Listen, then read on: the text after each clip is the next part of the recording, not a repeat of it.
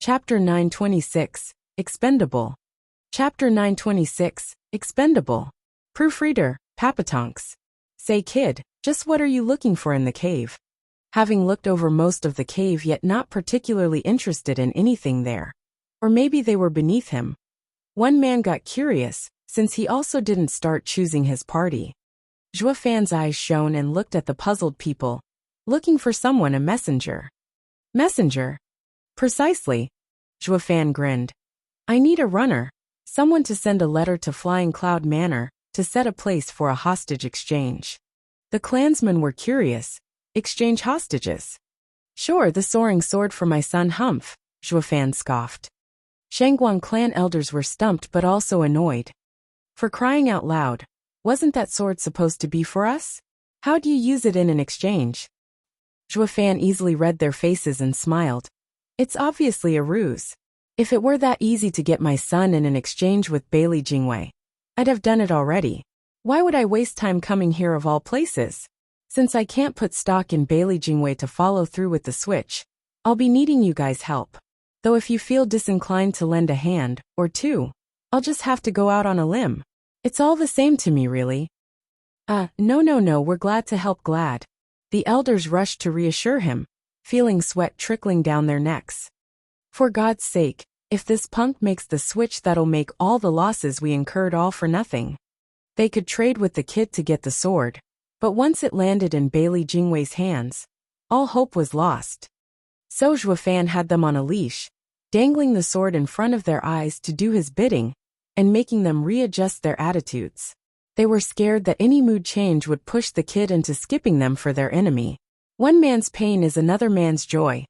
This led to the elders treating Zhuo Fan like their ancestor, hanging on every word, and following it without question, while the onlooking disciples were looking baffled all this time.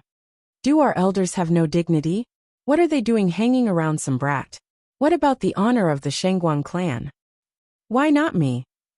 Every disciple there looked at Zhuo Fan with envy. Not even the successors of the clan were given such respect, and they were the future. Ignoring the blatant dagger stares on his person, Zhuo Fan took a round trip around the place, only to end it with a frown and a sigh. Isn't there any soul harmony stage disciple around? Boy, such disciples are rare, barely a few of them around. Of the ones we brought, leaving Shangguan Yulin, the only ones left are the two you beat up. One venerable rushed to answer, but then was puzzled. Does it have to be a soul harmony stage disciple? What does cultivation have to do with sending a message? Zhuo Fan shook his head. If only it were that simple. This job comes with a high risk of dying. What? Everyone gasped. Ignoring their squeaks, Zhuo Fan chided. What's with the whining? What's the big deal about using one life? Didn't you already use so many back in Flying Cloud Manor for the soaring sword? I'm only asking for one, so that's a win for you. I need a soul harmony stage cultivator, because his self-destruction has to be at that level at the least. An ethereal stage one would hardly have any effect in deafening Shangguan Feiyun. I want a disciple out of consideration for you elders. Since you're almighty important to the clan, I can't just as well ask you to die. Then again, since there's no disciple around, Zhuo Fan's eyes scanned the oldies with a creepy smile. They shuddered and jumped in fright. Why the hell would we go back to Flying Cloud Manor, just to blow up? Would they fear Shangguan Feiyun, a sword king, if blowing up had worked? No, it was precisely because it couldn't even scratch him that they didn't feel like blowing themselves up for nothing. Now that Zhuo Fan asked them this, they were put on the spot. Zhuo Fan was totally right. So many died to get the soaring sword, and now only one more was needed. But sometimes, a clan had to ignore the pragmatic solution in favor of the ethical one. So many died in their raid of the manor for soaring sword, but that was in the name of the clan. Because of their deaths, the survivors cared even more about the clan. That was called being united. While being ready to sacrifice one member to get to their goal, that was the same as throwing away all ethics, morals, and the clansman's devotion all these years. The collapse of the clan would only be a matter of time. Standing united was the clan's foundation. Zhuo Fan was no Shangguan clansman, and would simply write this off. But the elders could not just destroy the clan's morale because of a bit of danger. They'd rather take the worst outcome, with them dying in hundreds for their goal, instead of killing off one of them for it. This was never about gain and loss, it was about spirit. With their morale crushed, there was no team. The elders looked at each other, but they all shook their heads. Zhuo Fan's eyes shook. They're not the fools I took them for, at least. They know when to put their foot down. But I need a man for my dastardly plan. Since Shangguan clan is out, what now? Zhuo Fan sunk into deep thought. Ah! A cry echoed throughout the cave, like a squealing pig. It was oddly familiar to Zhuo Fan. Who's whining like that? Humph! Who else but Shangguan Yulin the traitor? One venerable spat in disgust. Zhuo Fan lit up and a broad smile crept on his face. People, is this condemned traitor still considered one of you? Could you lend him to me? Though I don't plan on returning him. Well, they looked at each other, and then sported smirks. A venerable laughed. Sure, please do. We were still uncertain if we should go for death penalty, or torture him first for his heavy crimes. Since Mr. Gu wants him, I believe using his life for the divine sword is enough to absolve him. That'd be so great. What do you guys think, ha ha ha? The others laughed along, with knowing looks. Alas, the poor Shangguan Yulin had once again hit rock bottom, in the hands of the devilish Zhuo Fan. Now that's fate, or maybe a nightmare, hee. Zhuo Fan snickered along with the other elders, the sound bouncing off the walls, and making it even creepier. A sudden chill crawled down everyone's spine, feeling like demons were cackling in their ears. Ack! In a closed room, Shangguan Yulin was having the torture of his life. He was deformed in the process, hung to a stone pole and sealed of his cultivation. An elder with black beard clamped his shoulder and sent Yuan Qi inside him without qualms, so that his bones would creak and his tendons would snap in the most gruesome way possible. Hence the agonizing cries. The elder demanded, "What else did you tell Shangguan Feiyun? Talk. Does he know about this place?" Sixth elder, have mercy. Sobbing from all the pain, Shangguan Yulin wailed. Sirs asked me 1,000 times already. I already told you, Shangguan Feiyun only wanted to kill the experts, not to eliminate you completely. He doesn't know of this place. He still wanted me to get back to Eastern lands as a spy. He didn't even ask about our meeting place. Please have mercy. Sixth elder huffed and ramped up the pain. So you want to go back as a spy, is it? No matter how many times I hear it, it still fills me with absolute rage, making me wish I could skin you alive. Screw you. You don't care, but I am being asked the same thing over and o-shack. Mercy, I was wrong, sixth elder. Spare me. I want to see my uncle. Uncle, save me. Shangguan Yulin once again howled in pain and tears. The heavy stone door opened with a creak in his most desperate need, and a familiar and most unwelcome laughter reached him. Ha ha ha. Easy with the cries. Your uncle can't save you now. But your master might have something that does. Startled, the two inside looked to see Zhuo Fan walk in with a wide smile, his ridiculing words mocking Shangguan Yulin's wretched situation. Chapter 927, Show Pony. Chapter 927, Show Pony. Proofreader Papatonks. Jigu Yifan. Shangguan Yulin's pulse quickened, his eyes widened, his face bore shock. What is going on here? What's this traitor doing here? And more importantly, what got him so confident to come here? Since every Shangguan clansman saw him as a traitor, it made not 1 ounce of sense for him to just waltz in here. Questions upon questions filled Shangguan Yulin's mind, yet there was no answer to lift the confusion, no sign to clear his doubts. Soon though, none of it even mattered. Not when the hatred of revenge took over his faculties, and was reduced to just crunching his teeth in rage. It was all this guy's fault that he, Shangguan Yulin, had his bright future as a double agent ruined. It all went down the drain the minute Gu Yifan popped into the picture.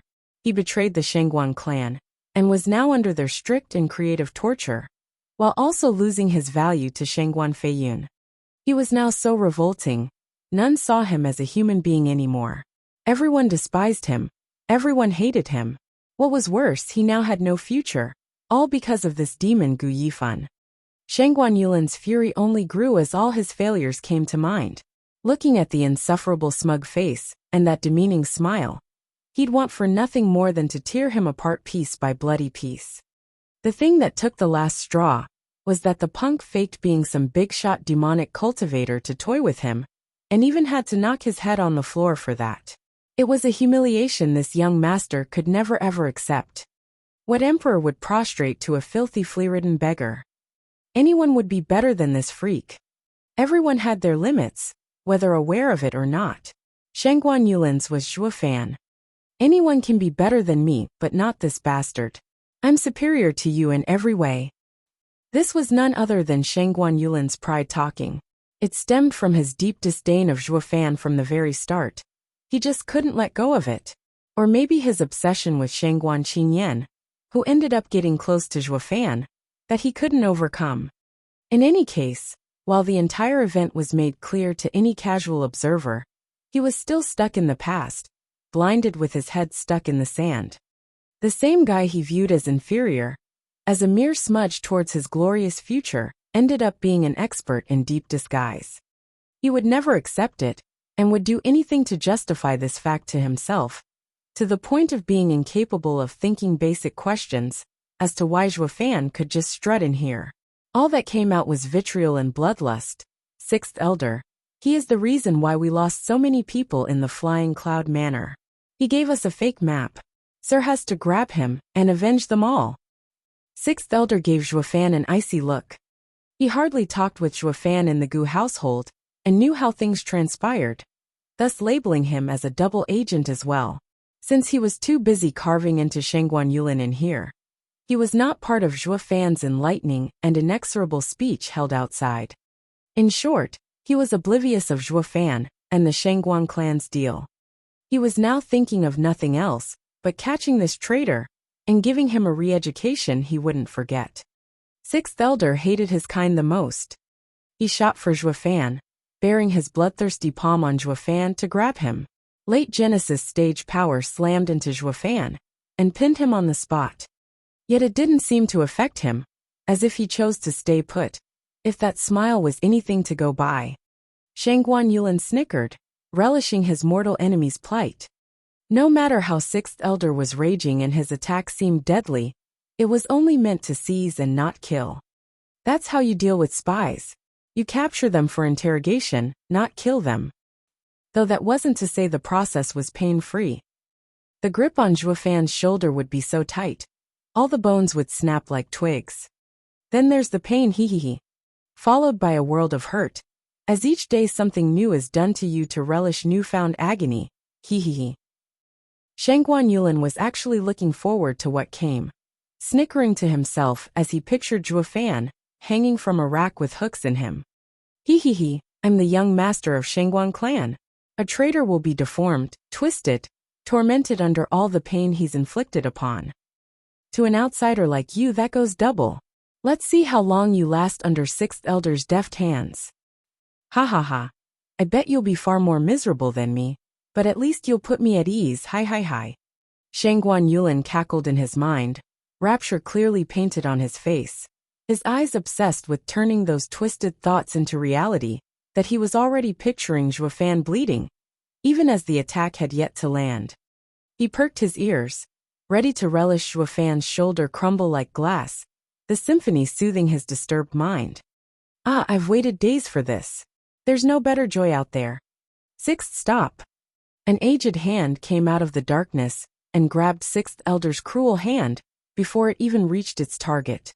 Sixth Elder started and found one of Shangguan clan's 3 venerables next to him, and the many other elders coming in. Sixth Elder shook. What?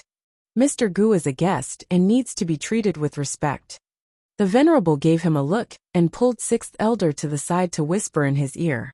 Sixth Elder jerked, bobbed his head and returned to Zhuo Fan with new eyes. I ask Mr. Gu's forgiveness for my earlier ignorant transgression. Dong, while the cave was awfully peaceful, the same didn't apply to Shangguan Yulin's mind, feeling like bombs went off constantly.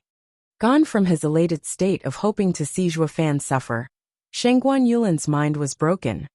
What the hell? Why are the elders treating him like some prize pony? They weren't like this even around Uncle. There's no fault in ignorance. I may not be much, But at least I'm kind, ha ha ha. Zhuo Fan never registered Shangguan Yulin's shocked eyes, closing in with his chest held high, putting on some mighty airs while taking a look around. My, what base chambers. There's not even a chair around. Since Mr. Gu says it must, then it has to have one. One elder shouted. Guard, get Mr. Gu a laurel chair. What do you mean we don't have one? Get clan heads from the meeting hall if you have to. Yes, sir. A reply came from outside, and in no time flat. A disciple brought the chair behind Zhuo Fan for him to rest his laurels. But not before the thoughtful disciple gave it a good cleaning with his sleeve. Mr. Gu, please, he. Since there isn't. Why bother? I'm not one to nitpick, ha ha ha. With a smug grin, Zhuo Fan faked modesty as he made himself most comfortable in the prized chair. But this wasn't the end of it, not by far. Zhuo Fan gave a disapproving look around, like something was missing, and coughed. Catching his drift, one elder shouted. Get a table and tea. Damn fools, are you blind? How could you forget about the rest when you brought the chair? Yes, elder. Two disciples were quick to arrive, gently placing a table next to Zhuo Fan. The other carefully placed the tea for their prized guest. Grinning from ear to ear, Zhuo Fan leaned into the chair, the clan head's chair, like a boss. He then made a show of picking his cup and sipping once with one of the most exaggerated expressions of joy ever. This is the life. Shangguan Yulin, dangling from his pole, twitched, his broken heart now in pieces. His greatest hope these past torturous days was to see Zhuo Fan go through the same agony. What the hell? Why is showing off? What's with the elders? Why are they serving him like their ancestor, if not better? Have you no dignity, old coots? Shangguan Yulin held in his mind, but Zhuo Fan's taunting face made him gnash his teeth in fury. Gu Yifan, did heaven place you on this earth just so you can torture me? Ugh. Chapter 928, Leading. Chapter 928, Leading. Proofreader Papatonks. With the fragrant tea safely in his belly, Zhuo Fan casually held the cup with a relishing sigh as he smiled and gestured at Shangguan Yulin. In a damp and dark hole such as this, some hot tea feels like heaven. Ain't that so, guys? Ha ha ha. Yeah. Mr. Gu knows how to enjoy life, ha ha ha. The elders went into a constant praising spree, all while sporting wide smiles. Zhuo Fan could pretty much say anything, and they'd still accept it. Shangguan Yulin's face twitched from anguish. It cut so deep that death was starting to look oddly inviting. Then it dawned on him. Zhuo Fan was putting this overblown display after all those days spent under the knife, and now actually turned out to be the worst torture of his life. In the words of Confucius, with socialism, fear not scarcity but inequality, not poverty but instability. The reverse applied just as well. In these two's case, the pain was amplified greatly when one was having the time of his life, while if the other had suffered, then no matter the torture received, it would never strip away the joy he felt if he got to see the other suffer. This was divergence, this was human nature. But to a most ambitious young man that had struggled all his life, he could never bear to watch another enjoying the dreams he yearned for.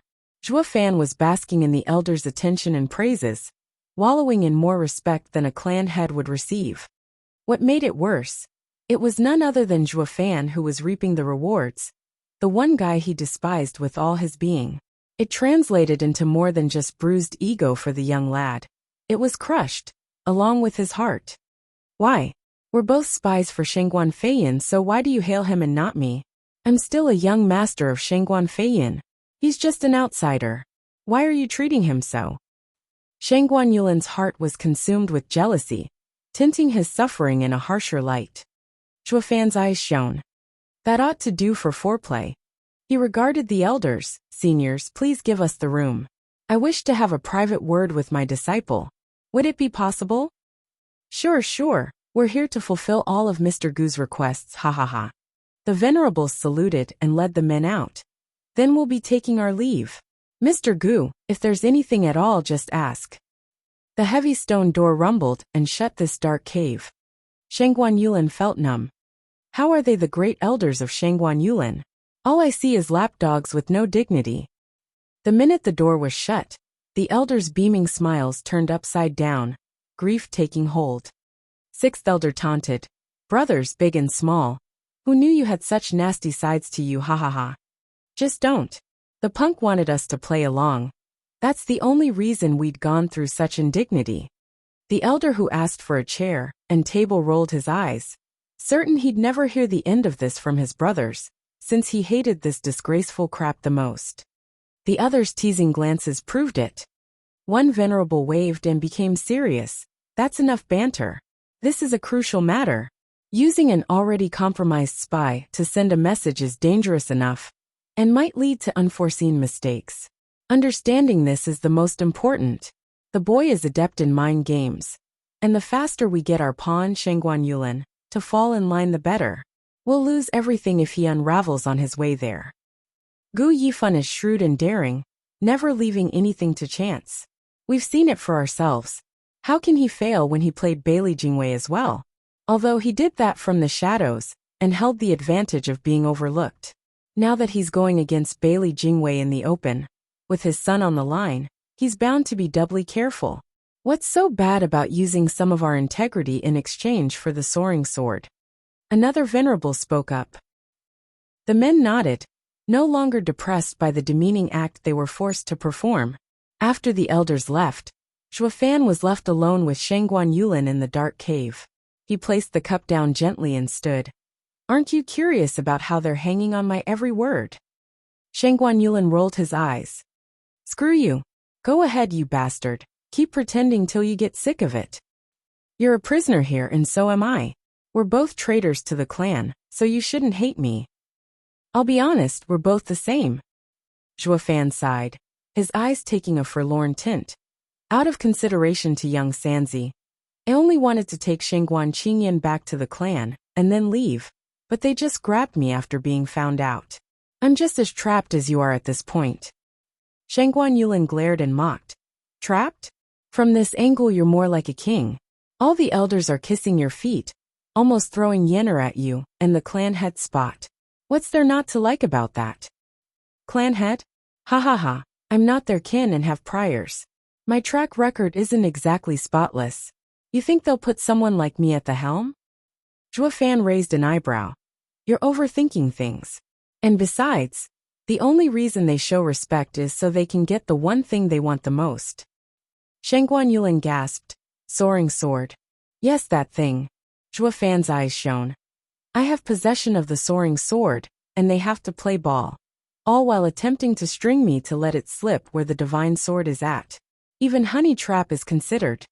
What? Slow your roll, they haven't cracked me yet. Shengguan Yulin tensed in reflex. Of the Shengguan clansmen coming to the central area, there was just one girl included. The honey trap could only mean. Shengguan Yulin's mind did not finish the thought as Zhuofan came to reassure him. Then he snickered. My nerves are of steel, though I don't think they'll last much longer.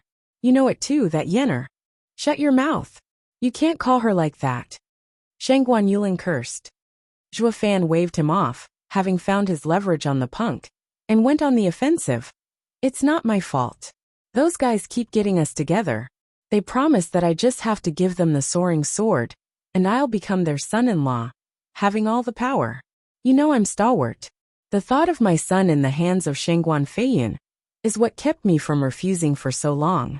I still wish to use the sword to get my son back. Off you go then. Why the hell are you rambling about yener to me? Don't you think I'd have done it by now if I could?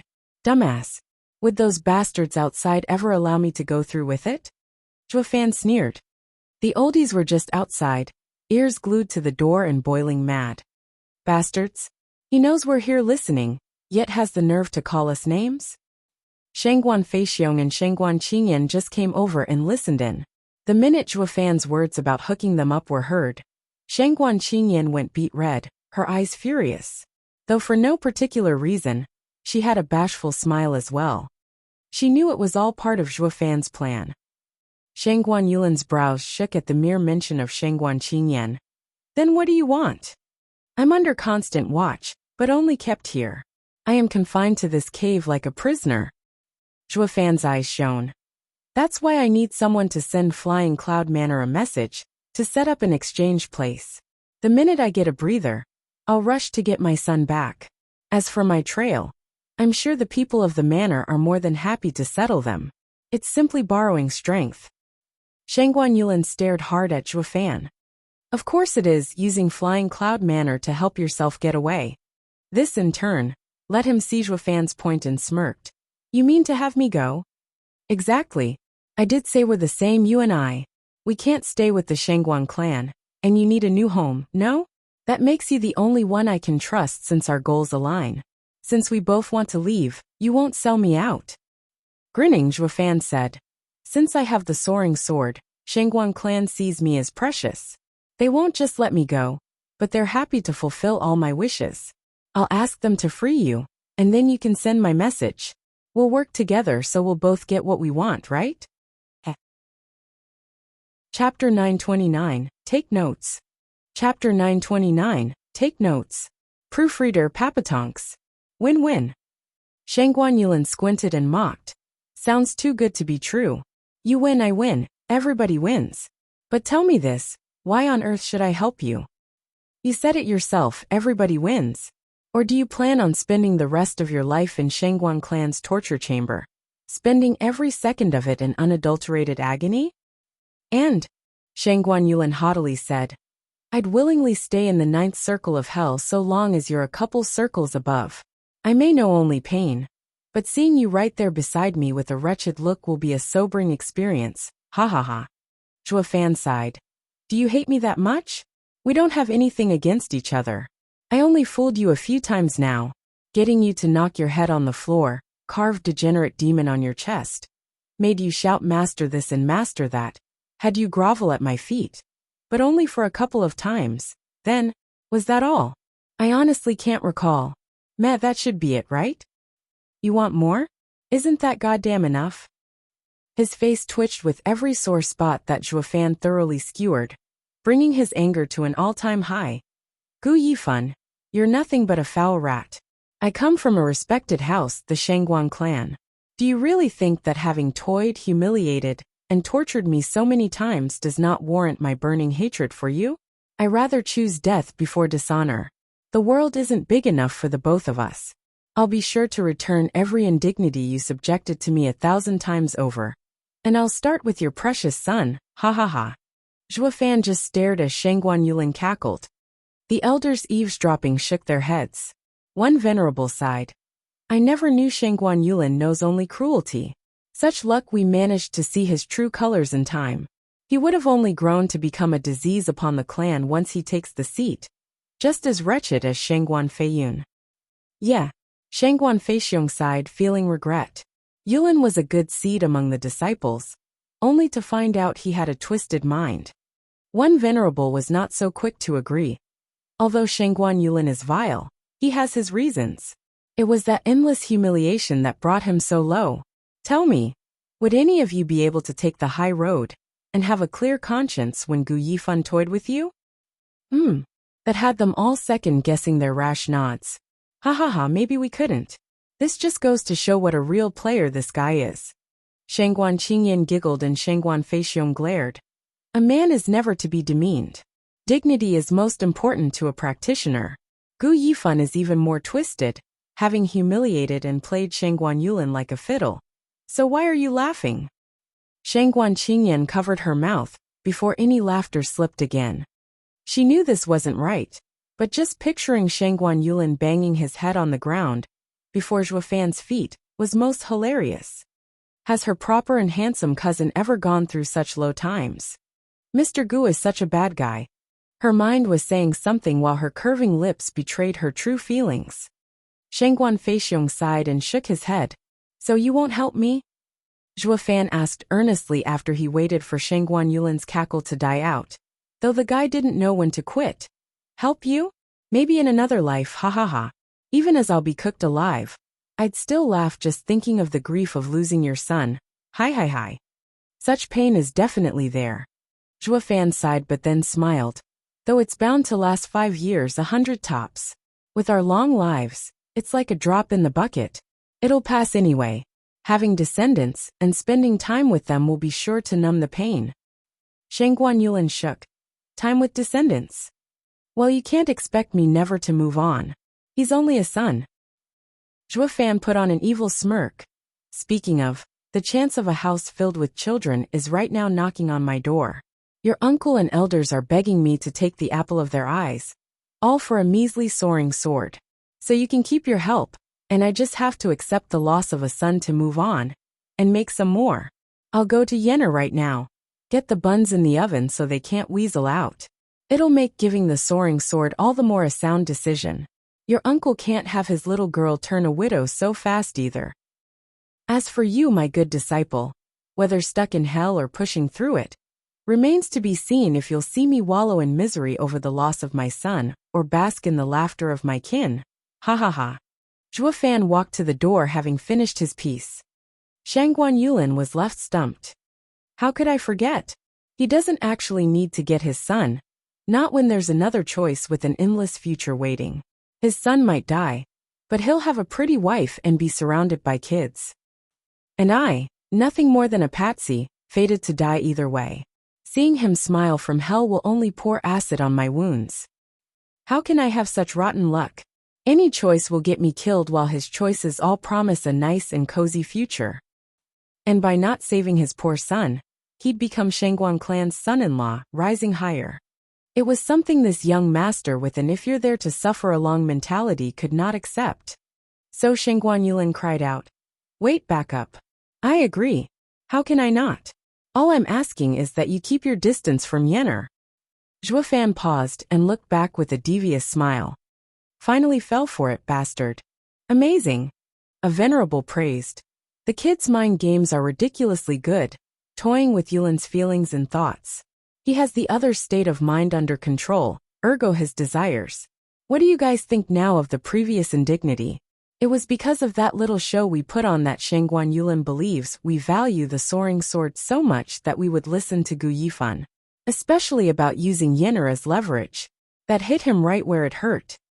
They all bobbed their heads like wise men, with another venerable turning to Shangguan Feixiong. Feixiong, take notes. This is the kind of mentality you should have as a clan head, as the leader of eastern lands. Me learn from him. Shangguan Feixiong went red in the face. Gu Yifan is just a junior.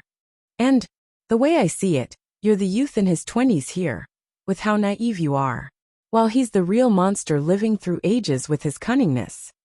Smiling, the venerable said, "Don't you see? Even old guys like us are learning from him." The venerable pointed and Shangguan Feixiong was shocked to see his oldies taking out jade slips and recording. Shangguan Feixiong's face twitched. That is called taking notes. Shangguan Feixiong was this close to spewing blood from the shock. These millennia-old geezers were as shameless as rash teenagers. Where's your self-respect? Shangguan Qingyan was the only one angry, stomping away through them. Don't just write everything. It's nothing but empty words. Stop at once. Everyone gave her odd looks. What's up, Yenner? Shangguan Feixiong sighed and shook his head. Yenner, are you angry at him for his untrue words and sulling your name? Or is it at him for not following through with it? Ha ha ha. Ignorant of all the ruckus outside, Zhuo Fan flicked his hand, and the chains were off Shangguan Yulin. Then he threw him on the ground. Hey, what's that for? I agreed, didn't I? Quiet. Zhuo Fan shouted for him to stop talking. You did agree, but there's nothing trustworthy about you. I'll have to leave my mark on you again, in case you get any ideas along the way. Just you try. Zhuo Fan chopped at his neck, and the guy was out like a light. He placed a hand on his back and his right eye flashed with the black thunder flame, surging as it followed the hand, and into Shangguan Yulin. Chapter 930 Bloodworms. Chapter 930 Bloodworms. Proofreader, Papatonks. So let me get this straight. Gu Yifan wants to make a deal with me, the soaring sword for his son, but since Shangguan clan has him confined, he sent you as messenger? 3 days later, at the Flying Cloud Manor, in the dazzling hall to be precise, Bailey Jingwei was in the main chair, sipping his tea and muttering.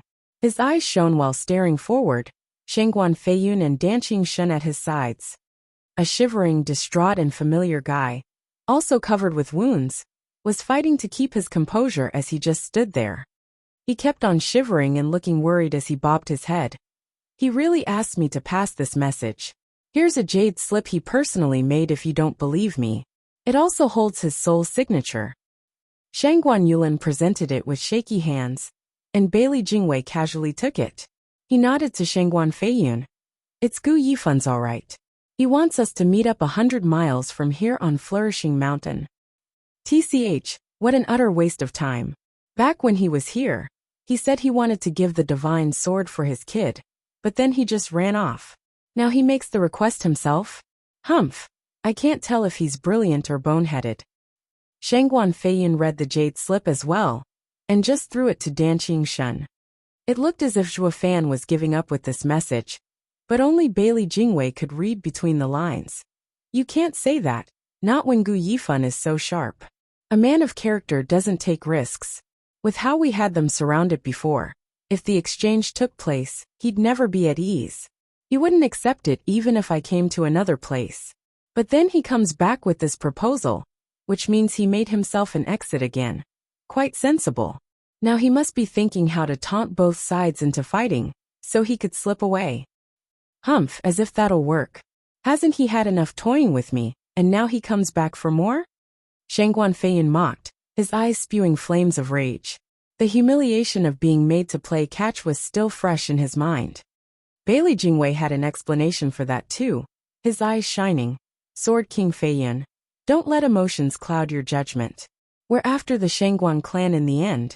Now we just have to get the soaring sword, and there's no harm if he uses us once more. Not since it'll work in our favor, ha ha ha. Only, Bailey Jingwei's collected smile showed his decision was made, but then his sharp eyes landed on Shangguan Yulin below, making him reel under the intense gaze. There's something I can't figure out, young Master Shangguan. Sure, asking for the Shangguan clan to release you sounds fair, but there's only bad blood between you two. Not even desperate times warrant him trustworthy. Does he actually trust you so much to send his message? This involves his son after all. Shangguan Yulin grimaced, bowing before them with a distraught face. Prime Minister is correct, the guy never trusted me. That's why he left something in my body. Look. Shangguan Yulin showed his arm. The trio's eyes twitched at once, their heartbeat spiking. Shangguan Yulin's arm had something foul and vile wiggling under his skin, like hundreds of worms fighting to come out. Shangguan Feiyun yanked his wrist and checked with his yuan qi, but the discovery had him gasping. Damn, you're a nest for worms now. Shangguan Feiyun's face shook hard, pointing at him. This guy has thousands of bloody worms burrowed inside him that just won't die. Not even my yuan qi had any effect on them. This is freaky. The other two regarded him gravely. Once the disgusting arm was back under wraps, Shangguan Yulin's pale face looked astonished. Prime Minister, now you see why he let me come? He knocked me out throughout the process, only for me to wake up and realize my body was swarming with these putrid maggots. He told me they're bloodworms like marrow-burrowing maggots. Only he or my body's destruction will release me of these things. But giving up my body will mean a decrease in cultivation and halt in progress. He only had me deliver a message, something I found wholly beneath the worth of ruining my future. Now if you agree, I still have to get back with the answer. He only gave me 10 days before the worms act up and feast on my blood essence. That'll ruin my body. Bailey Jingwei nodded at Shangguan Yulin's whining like an old biddy, his doubts removed and now believing in the letter. Who'd have thought an alchemist like Gu Yifan would be capable of such nasty business? Shangguan Feiyun huffed. Bailey Jingwei nodded. All men of renown have walked over thousands of corpses to get where they are since time immemorial. A true man knows when to act and be decisive. It'd be so much easier to handle Gu Yifan if he were kinder. At least we didn't need to be so wary of him. Young Master Yulin, there's just something that evades my understanding. I hope you can clear it up for me. Bailey Jingwei began. Since Shangguan clan let you go, they must have gotten ready for it. I'm sorry to say, but they switched places the moment you left, since no one trusts you and all. So then, how are you going to get back to Gu Yifan? Shangguan Yulin bowed. Prime Minister, I cannot find him, but we have a meeting spot where he can find me. He just has to pick up the reply. I'll leave him there, and he'll release control of the bloodworms. As for removing them, that will have to wait for after the exchange takes place. That's quite cautious of him, unafraid you might botch it, and even giving you a sliver of hope so you'd follow through. A truly pragmatic man who knows when to act in his benefit. His methods are terribly effective. Bailey Jingwei turned to his left and right. Sword Kings, do you have any questions? Shangguan Feiyun and Dan Qingshen shook their heads, speaking at once. Prime Minister's decision is enough. We have nothing to add. Great, that settles it then. Regardless of the soaring sword's location, and whether Gu Yifan's intentions are real in this exchange, I still want to try, ha ha ha. Bailey Jingwei's eyes shone as he laughed. He took out a jade slip, and put something in it before giving it to Shangguan Yulin. Young master, here's my reply. Take it to Gu Yifan. I accept his offer, and we'll meet in half a month. Shangguan Yulin gave a deep bow as he took it, though he looked hesitant standing in the same spot. Bailey Jingwei asked, Aren't you on the clock? What's holding you back from finishing your mission? Prime Minister, well, Gu Yifan has another matter for sending me. Its conclusion will decide whether Prime Minister's reply feels honest to him or not, if he would come or not. And what's that? Bailey Jingwei followed. Shangguan Yulin began. Prime Minister, I would like to see if his son is safe. Absurd. A felon like him will get his son only when he gives the soaring sword. Why on earth will I reveal his location to that bastard beforehand? You take me for a 3-year-old, using slick words to get me to spill his location so you could bust him out? Shangguan Feiyun snapped in rage. Shangguan Yulin sighed. Uncle Feiyun, please don't be angry with me. I don't want to see the brat either. But that's what Gu Yifan said. If his son is dead, then the soaring sword exchange will go to the dogs. God damn it. Who are you calling a dog? No, uncle, that's not me but Gu Yifan's words. Shangguan Feiyun exploded in rage and power, making Shangguan Yulin shudder, and turn frantic in explaining himself. Curse you, Gu Yifan. You have me go send a message, and even mock the other. Now my head is on the line while you're just laid back home. The only reason I'm doing this job for you is because of those damn bloodworms. All he could do now was brace. Uncle, please calm down. It's quite normal for a father to miss his son after such a long time, and be concerned about him, ha ha ha. Shangguan Feiyun sighed and nodded. Bailey Jingwei's eyes shone, never leaving Shangguan Yulin out of sight, as his lips curled dangerously. Chapter 931. Hanging by a Thread. Chapter 931. Hanging by a Thread. Proofreader Papatonks. Then you can go and tell him his son is safe and sound, treated like a prince. He can make the exchange without worry. As for seeing him, ha ha ha, I find it unnecessary. Bailey Jingwei showed a crafty smile as he sipped tea. Shangguan Feiyun mocked. Yep, so go ahead and tell him that. It's not like he has some divine eye that can tell him if you have seen the kid or not. I wish it were that simple. Shangguan Yulin sighed in distress. You know as well the punk is lively as a monkey. He won't be fooled with just that. He told me he and his son had a signal. I need to see the child in person and relay this signal. When I reply, he'll only believe if I come with the matching signal, or he'd believe his son is dead and the deal is off. He'll just give the sword to Shangguan Yulin and throw his lot with them. Shangguan Feiyun cried out. There's something like that? You just have to see the brat? It seems like it. Shangguan Yulin had no intention of seeing Gu Santong if he could help it, which he couldn't. He was always scared here, in the flying cloud manner, and the faster he left the better. There was no way he could feel safe, not when Shangguan Feiyun was right there flexing his power. Shangguan Feiyun frowned and turned to Bailey Jingwei, but the man was deep in thought. Shangguan Yulin's heart sank, having a really bad feeling. Why, you didn't actually kill him, did you? Don't you want the soaring sword?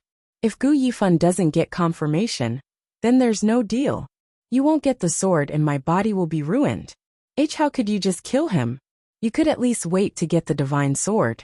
Prime Minister, you're a man of wisdom, so how? Silence. Shangguan Feiyun glared. Enough of your chattering. He's not dead. Oh, so he's alive. Then why are you so sensitive to the topic? Just let me see the brat, and don't make it harder on me. I almost had a heart attack thinking I'd see a corpse. Sighing, Shangguan Yulin unclenched, regarding them with renewed hope and waiting for an answer. Bailey Jingwei glanced over and nodded. Fine, I'll take you to the boy. Though it's up to luck if you can squeeze even a word out of him. What does that mean? What did you do? Did you beat him to an inch of his life, and now he can't even speak? Shangguan Yulin cried out. Seeing their eyes had him trembling in fear. These savages won't spare even a child, how brutal. Not like Shangguan Yulin was any better. At the very least he would not start tormenting women and children. He was the young master of a renowned clan, and had to act like it, knowing how far to take his cruelty. But these men, Shangguan Feiyin snapped at him. What's with that look? Are you thinking we did this to him? You call a monster like that a child? This way, young master Shangguan. Bailey Jingwei interrupted, standing up and leading the way with the Sword Kings by his side. Shangguan Yulin scratched his head as he went along. The four passed through many places before arriving at a rock garden. Shangguan Feiyin made a sign, and the space warped to reveal a dark hole. The four went down the dark abyss, then lights came to life. As they descended, 2 rows of Soul Harmony and Genesis stage guards welcomed them. Standing there like statues, 50 in total. Their auras had Shangguan Yulin scared silly.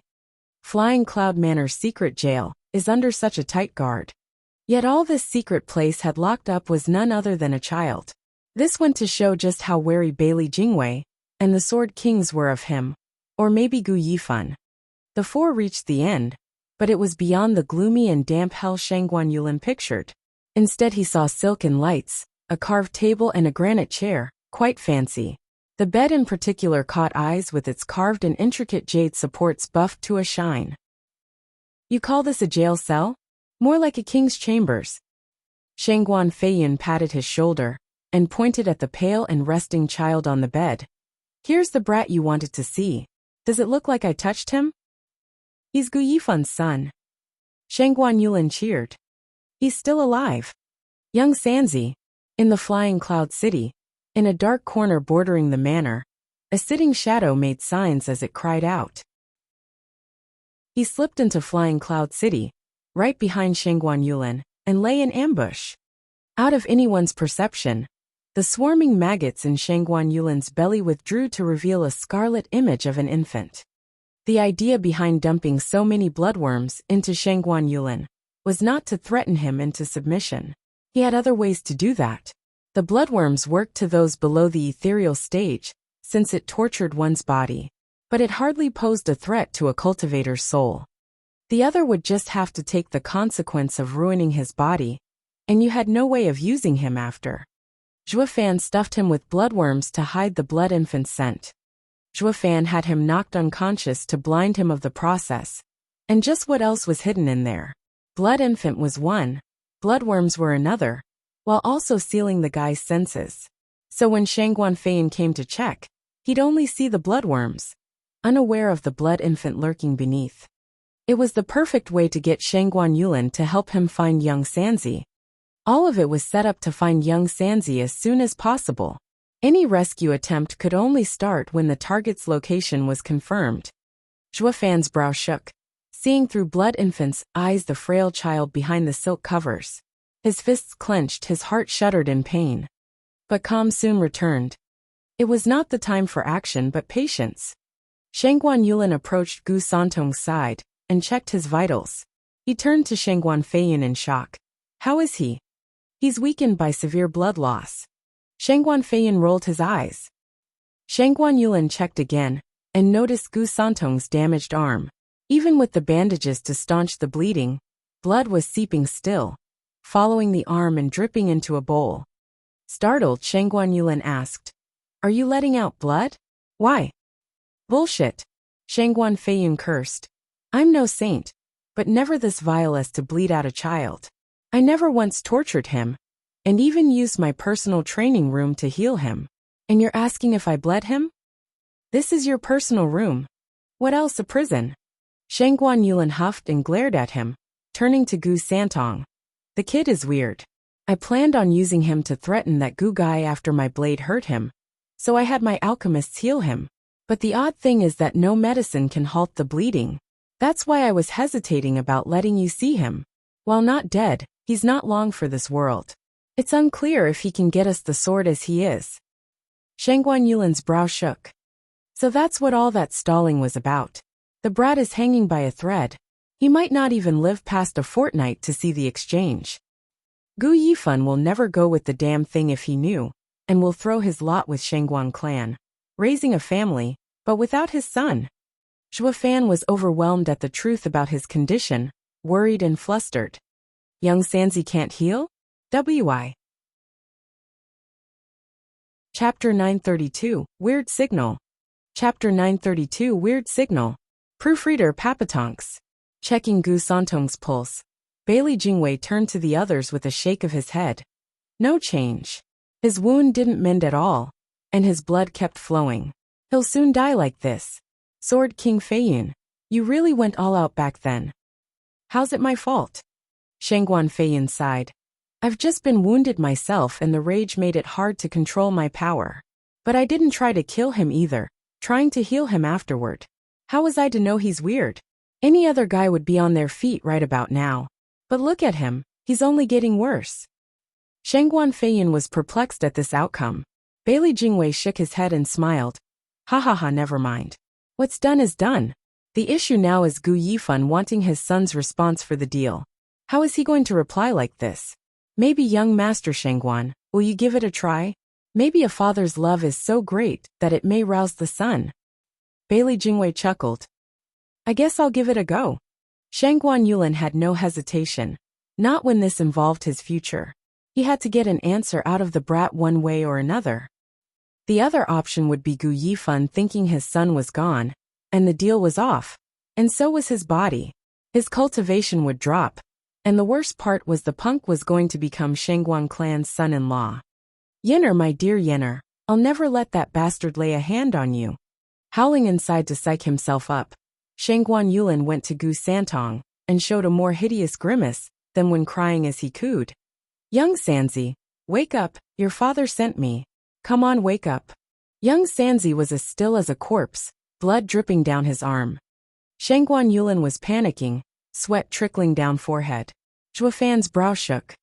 He was in the dark about young Sanzi's critical condition, and had to wait until he saved the child before addressing it. But from how things looked, his life was on the line. Zhua Fan gnashed his teeth and his fists tensed, only to slump back in helplessness. Goddamn brat, be a good sport and wake the hell up.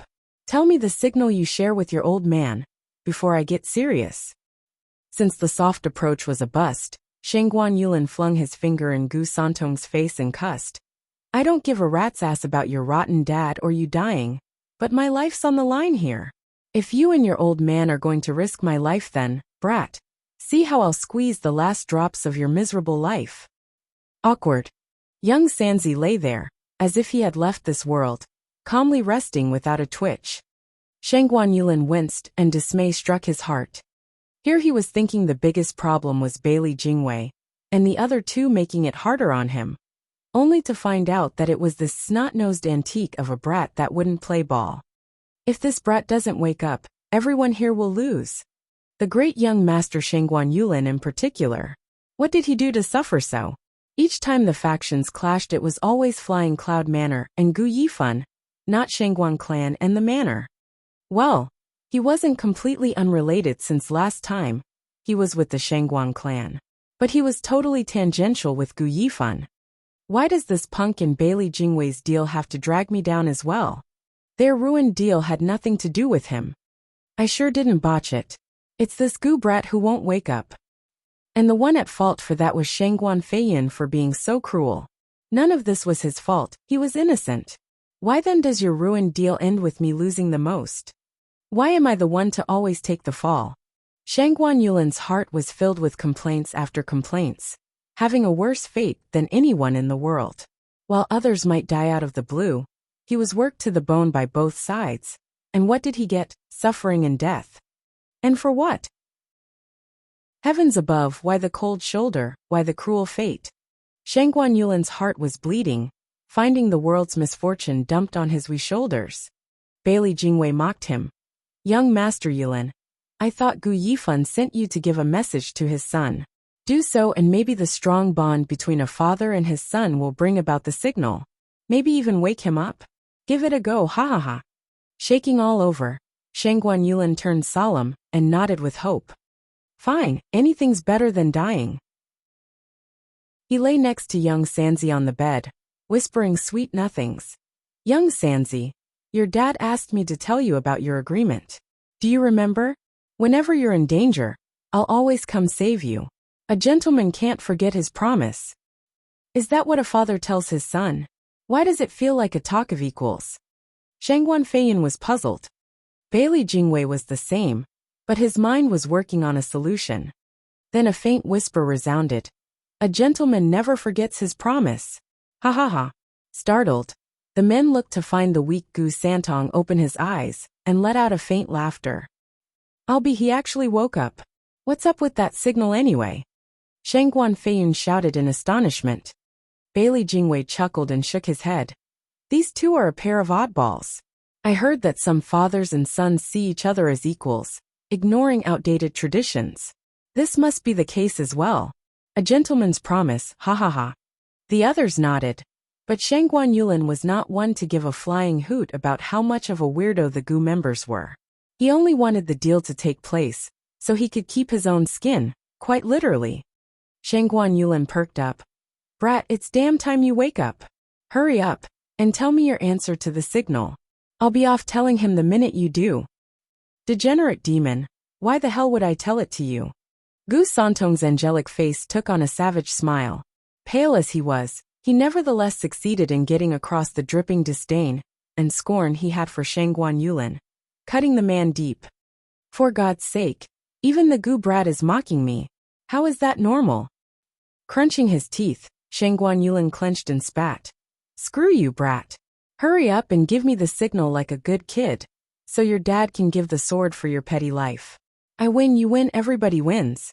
Cross me and I'll be sure to make both your lives a living hell.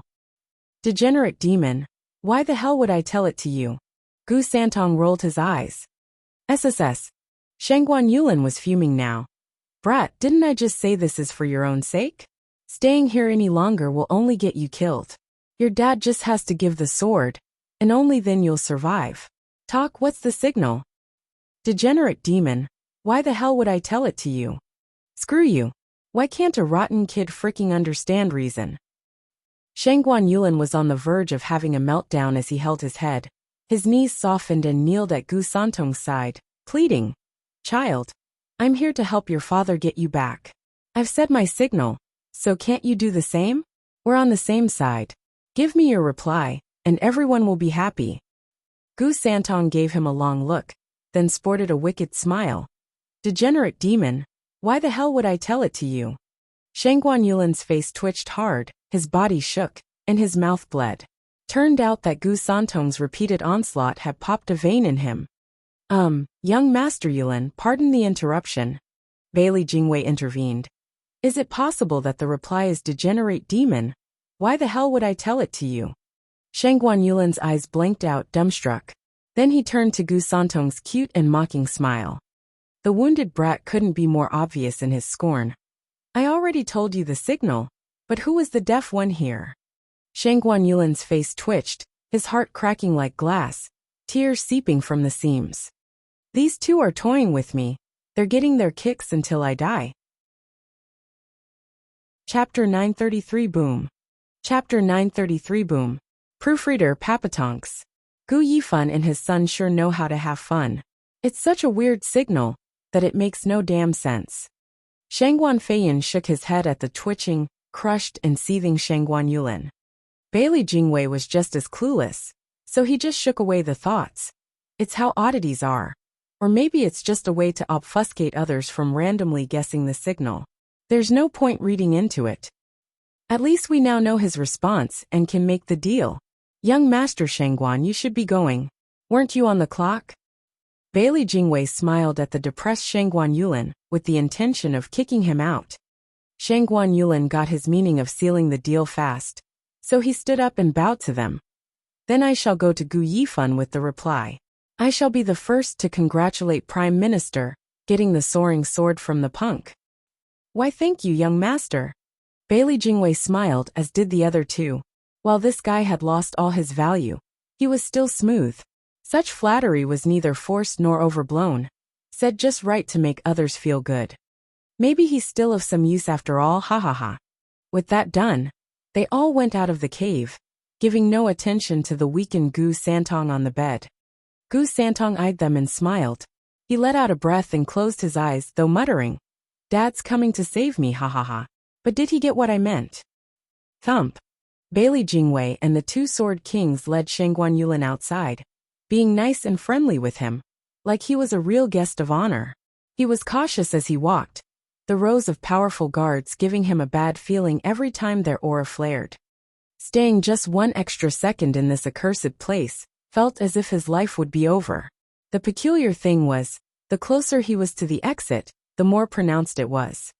Shangguan Yulin shivered out of nowhere and halted. They had only reached half-point of the tunnel, and still had a way to go. Shangguan Feiyin paused, giving him an odd look. "What is it? Why did you stop?" Shangguan Yulin just stood there, frozen in panic with horror in his eyes. He did all he could to move his jaw, but it felt he had lost control. Shangguan Feiyin scanned him since he was acting even weirder. What's he playing at? Shangguan Yulin gave them some hopeful looks, trying to convey something impossible in a gloomy place such as this, and the others walked over. Just as Shangguan Yulin was feeling terror, 100 miles away, in a dark corner outside the manor, someone was using those same eyes as he waited for the target to approach. Squinting, Zhuo Fan was like a patient hunter on the prowl. He made a sign to nail Shangguan Yulin on the spot, while using the blood infant's eyes to see Shangguan Yulin taking slow steps towards him. The closer it got, the colder his gaze was. Boom! The instant Shangguan Feiyin reached Shangguan Yulin, Zhuo Fan's hands shifted. Who? Shangguan Feiyun's senses flared with grave danger coming from within Shangguan Yulin, something he hadn't felt in ages. Though sensing did not equal reacting, Shangguan Yulin's sudden explosion as a soul harmony expert swept everything in its path, most of it focused on Shangguan Feiyin in front. Though a peak Genesis stage expert was far from defenseless, as one of the very best in this world, it would bring about endless disgrace from being even hurt by a soul harmony stage self-destruction. On the instant the explosion was triggered, Shangguan Feiyun's strong Yuan Qi was unleashed to shield him from the blast and leave him untouched. It did not go as well for the guards though. Sure, they copied him to resist the blast, but the worst off among them were the soul harmony stage guards. In a narrow place like this, with no place to hide, they could only rely on their Yuan Qi. Survival and death came to one simple fact: whether they were just a bit stronger than the suicide bomber or weaker. Some would come out with heavy injuries, while some never got up again. In but a blink, of the 50 guards in the tunnel, a dozen fell victims, and that was ignoring the many others who were now too weak to fight. It went to show just how devastating a blowout of a soul harmony stage cultivator could be. It had to be, or no one would be doing it. But this was just the start. As everyone rejoiced the worst had passed, black thunderflames shot from the center of the blast. It was Zhuo Fan's third trump card he stashed in Shangguan Yulin, the apocalyptic thunderflame. Not even the likes of Sword King Feiyin saw this one coming. It was common knowledge that a self-detonation used one's Yuan Qi, something a Genesis stage expert had to spare just based on the difference in stages.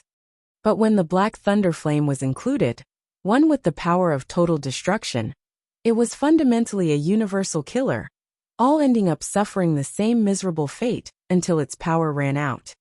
Like a claw from hell, the black thunder flame shot like lightning in all directions. Anything it touched, be it flesh or hard bedrock, all burned, wiped out of existence. The Genesis stage guards hardly registered when the black thunder flame touched their Yuan Qi shields, and only heard as it sizzled and was eaten away. The flames then crept on them, swallowing each one as it devoured. It was so deadly, there was no cry released as their souls got submerged in this terrifying black thunder flame. And so the rest of the guards, 30 plus in number, all met their end in some unknown tunnel. Even the two sword kings were panicking around such deadly force. The worst off was Shangguan Feiyun, who was closest, now surrounded by this dark burning killer. His only saving grace was the strong yuan qi that kept the flames at bay, away from his body.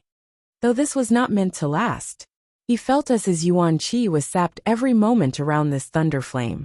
He had to leave at once. SSS. The crackling of the flames reached their ears, adding to the fear this black fire incited even in the likes of a sword king. Shangguan Feiyun was not alone in this peril, with Bailey Jingwei and Dancing Shen being in danger as well. Bailey Jingwei was only in the ethereal stage, and could not muster a token of resistance against the hell's beckoning. It was all thanks to Dancing Shen for surviving, as he used his yuan qi to protect them both. Judging by the tense brow and shocked eyes, it was not easy at all. He was also fearful of this strange black fire. That boy's eerie flame has grown to such an extent already. The more I feel it, the more terrible it becomes. Dancing Shen's heart tensed as he watched the ravenous black flames. It felt like just yesterday Zhuo Fan used just a finger-sized dark flame, in the double dragon, gathering to harm Yi Lin despite him being under exalted He Ran's protection. This earned his title as best disciple in Western lands. That tiny flame now became a sea of fire, swallowing anything in its path. The boy has become terrifying in just a few years. Dancing Shen took a deep breath and sighed. Chapter 934 Lore. Chapter 934 Lore. Proofreader, Papatonks. Brother Dan, we can't stop this strange black flame, even as it eats it away. It won't do us any good if we just stay here in this tight place. Looking from the ever-expanding Black Sea, Shangguan Feiyun turned a nervous glance to Dancing Shen. The man shouted, "All right." He pointed two fingers at the sky, and a soaring sword of energy shot out in a loud boom, letting the sun cast light in this dark place, while also shedding some light on the demonic black thunder flame. Whoosh! Looking at the clear sky with a stray cloud here and there, Dancing Shen hoisted Bailey Jingwei on his shoulder, and flew away from the black flame. As the flames latched on his yuan qi shield, and crept all over it, Dancing Shen shook once, and sent his shield away from himself, letting the flames chip away at it from a safe distance, disappearing once their meal was finished. Whoosh! Shangguan Feiyun, and a few strong Genesis stage guards arrived, shedding the terrifying flames in the same manner Dancing Shen did. They were at last out of danger, and could breathe easier. These mighty and respected Genesis stage experts had just escaped a brush with death, something that hardly happened to them. The more they watched the thunder flame swallow the manor, the deeper their fear ran. What the hell is this? Why is it so horrible? Of the 50 or so guards in the tunnel, only 5 escaped. It was testament to the warranted fear they had for the black thunder flame, and of its destruction. The flames kept spreading, eating and destroying all of the manor, and they were powerless to stop it. Shangguan Feiyun stood there stunned, his face grave from the dangerous experience. It was a first for him, to see his men die out without even making a sound. It echoed in him the same amount of powerlessness he saw in them. There was a limit to what a man could do, a saying he would not soon forget. Prime Minister Brother Dan, what is this thing? Do any of you know? Shangguan Feiyun flew over to them, and spoke with no little shock in his voice. It's just a flame, but yuan qi can't stop it nor break it. Only by letting it consume everything will it make it stop. The only reason we're still here talking is because we had the yuan qi to keep it at bay. Any stronger, and even this sword king would have fallen. This is absurd. Bailey Jingwei and Dancing Shen nodded gravely. Dancing Shen kept the knowledge about it, and Zhuo Fan to himself. While Bailey Jingwei grimaced, it's not a question of what but how strong. With this black flame, nothing in the world can stop it. We've only survived it because its power has a limit. Yet even so, it still managed to threaten the likes of a sword king. Sword kings, think for a second. We've been hard-pressed to use yuan qi and keep the flames away. But if just one mote touched us, we'd be dead. Shangguan Feiyun shook and Dancing Shen's voice cracked in shock. The black flame needs but a touch and nothing will remain of us. Bailey Jingwei sighed. Such a deadly power is hard for even a sword king to escape. Then what about Patriarch?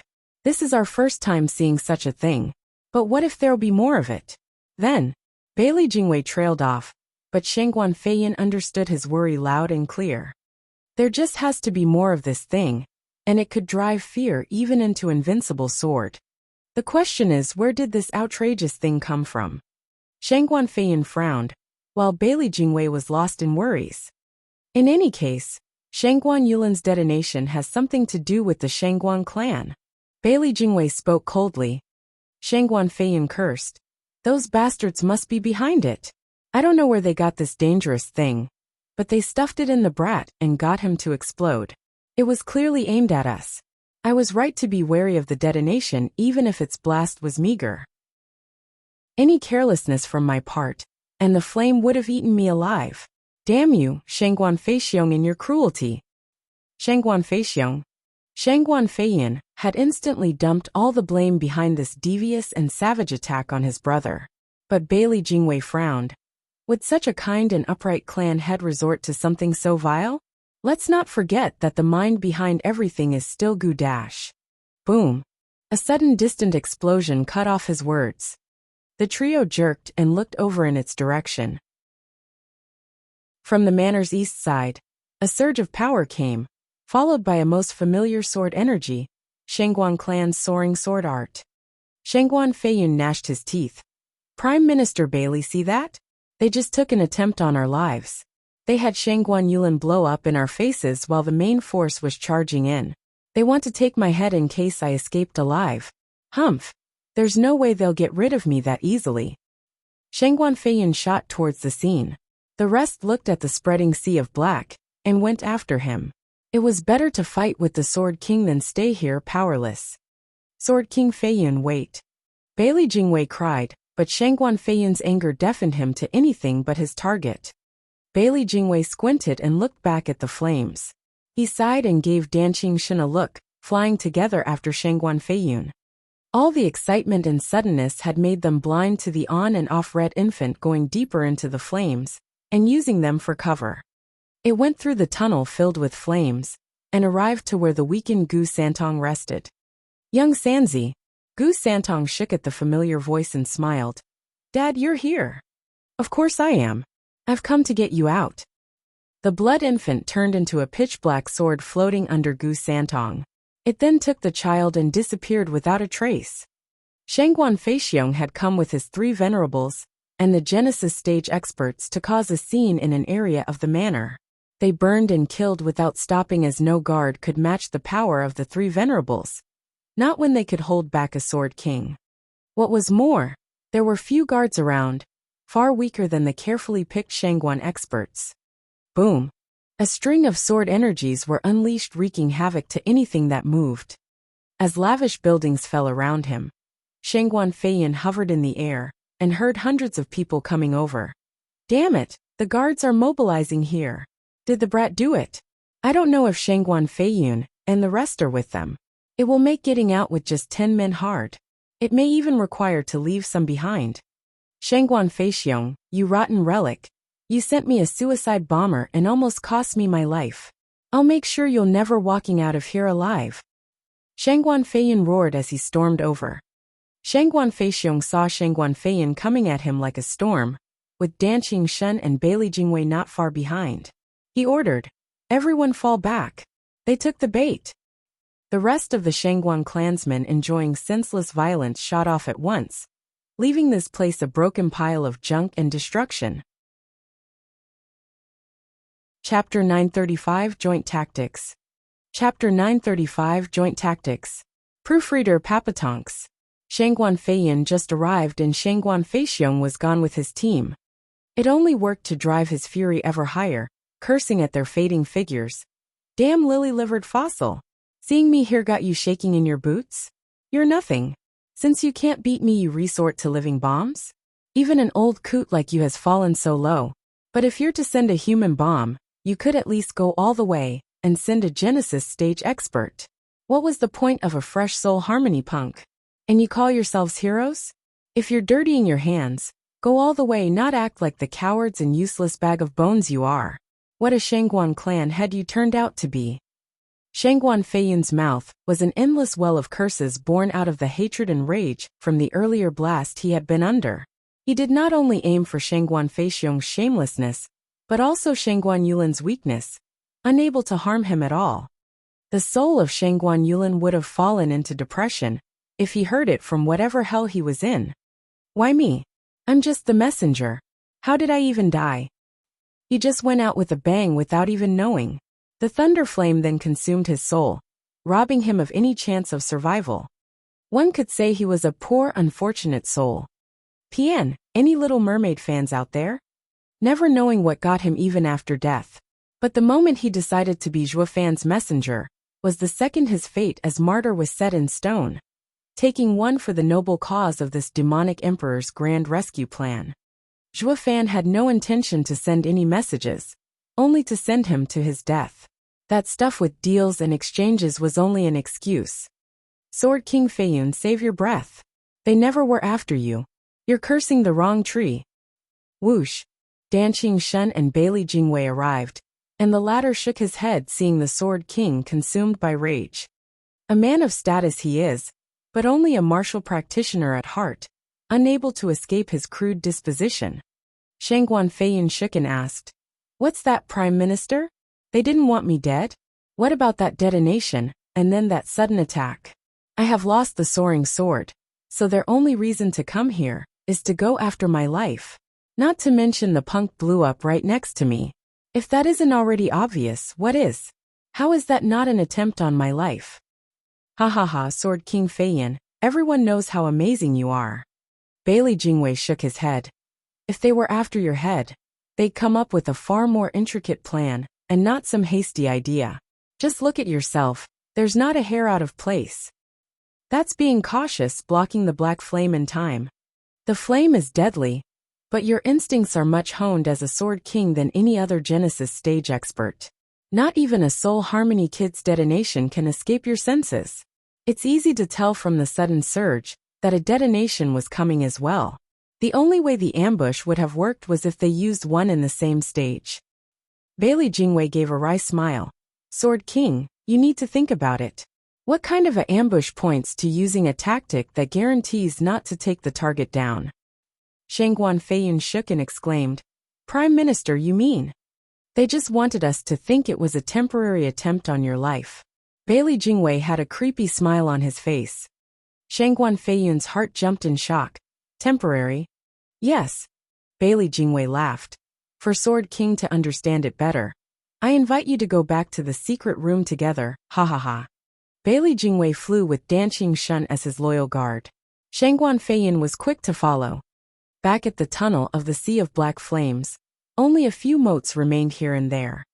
Shangguan Feiyun waved his sleeve and sent the still burning rocks in the tunnel away. This cleared the way for the trio. The tunnel was just as narrow, just that its length was now cut in half, making it easy for them to reach the room.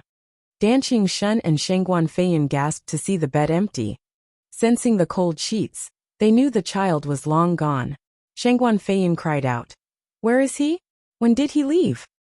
"Rescued while the attacking Shangguan clan drew our attention," Bailey Jingwei analyzed.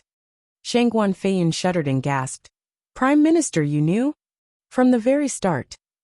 Bailey Jingwei's eyes shone and smirked. "Our opponent wasn't the Shangguan clan but Gu Yifan." Shangguan Feiyun cried out, "Him? How did he do it? Didn't we agree on an exchange?" "Why? We did agree. But do you trust ourselves to let the father and son go free after we got the soaring sword?" Bailey Jingwei shook his head. "If I don't trust the deal, then you can be sure Gu Yifan won't either. The soaring sword is his leverage. Once removed, nothing can stop us from killing him. How far do you think a radiant stage father can run with his injured son? It makes sense he'd need Shangguan clan's cover. But would they help him without the soaring sword? From the start, he never planned on following through on the deal, only after taking our bargaining chip." Bailey Jingwei looked around the empty room and chuckled. "I have yet to figure out how he slipped in and succeeded in taking his son through the chaos. But the minute Shangguan Yulin demanded to see the child, I knew he planned a rescue. The rest were a series of plans. Shangguan Yulin's detonation, then the Black Flame's invasion of the tunnel, all a show of strength to unbalance our state of mind. Anxiety causes men to be irrational and fall for his trap. That's why I said, Sword King Feiyun, that the attempt on you was temporary. If you had calmed down and discovered the child was missing, you'd see the target wasn't you to begin with. Shangguan Feiyun's brow shook, looking tense at Bailey Jingwei and nodding. Everything makes sense now. Next came Shangguan Feixiong, leaving as quickly as they attacked, to lure us away. This was all to enrage and strike at your name. So Sword King Feiyun would believe this was an attempt on yourself, so you'd strike in anger and away from here. Then there's the black flame covering the tunnel. With the guards fearful of it, the only sensible thing for them was to follow you. Bailey Jingwei smiled as he unraveled the mystery. This gave him the opening to slip in when no one was around and save the child. He had Shangguan Yulin deliver a message, so he'd ingrain in our minds that we'd make the exchange in 2 weeks, and anything that happened within this time was out of his hands. This led to us immediately believing it to be the Shangguan clan behind Shangguan Yulin's detonation, while excluding him as being part of the equation. Ha ha ha. Gu Yifan makes us feel a swirl of emotions all at the same time. Truly amazing how his schemes are so meticulous. I've traveled the 5 lands for years, but not once met with such a thorny opponent. Just thinking about holding his head fills me with a sense of achievement. Bailey Jingwei cackled. Shangguan Feiyun nodded, feeling his back soaked. He's fast, precise and deadly, stooping to any low. A more twisted mind on this earth is hard to come by. Then there's the fact he had the Shangguan clan's 10 experts work with him to get his son, with no casualties. At least he's not part of the Shangguan clan, or it would have turned dire. This is the core of every manipulator, not personal strength, but turning every pawn around him into a deadly weapon. The worst danger Central Area's Sword Star Empire can have right now is if by some chance the 4 lands place value on Gu Yifan. Bailey Jingwei's eyes flashed with murder as he spoke with resolve. We have to get rid of him now once and for all. Shangguan Feiyun stared at his hateful face and nodded. He is a very real danger. But has Prime Minister ever thought of winning him? Not even once. Bailey Jingwei shook his head. I have said once that I don't like anyone like me. I alone am enough to govern the Central Area. I certainly don't need a second one. And certainly not Gu Yifan. Dan Qingshen played the silent observer. He had never seen Bailey Jingwei so agitated. He feels his authority coming being questioned, his position. Chapter 936, Outdoing. Chapter 936, Outdoing. Proofreader, Papatonks. With the entire string of events clinically presented to him, it dawned on Shangguan Feiyun what it all represented. Though, like in anything, doubts still remained. Prime Minister, you knew this was going to happen, so why didn't you stop us from falling into his trap? Sword King Feiyun, you're underestimating Gu Yifan. Bailey Jingwei smiled. Ever since my previous interaction with him, it should be obvious just how meticulous he is. If we were to set up a counter for him, he'd see it at a glance, making the endeavor pointless. I want not just the sword, but his life as well. Now that such a cunning devil finally walked into our domain, I would shame his kind intentions and heaven's gift letting this chance slip. Now won't I? Humph. Shangguan Feiyun nodded after a pause. Prime Minister is right.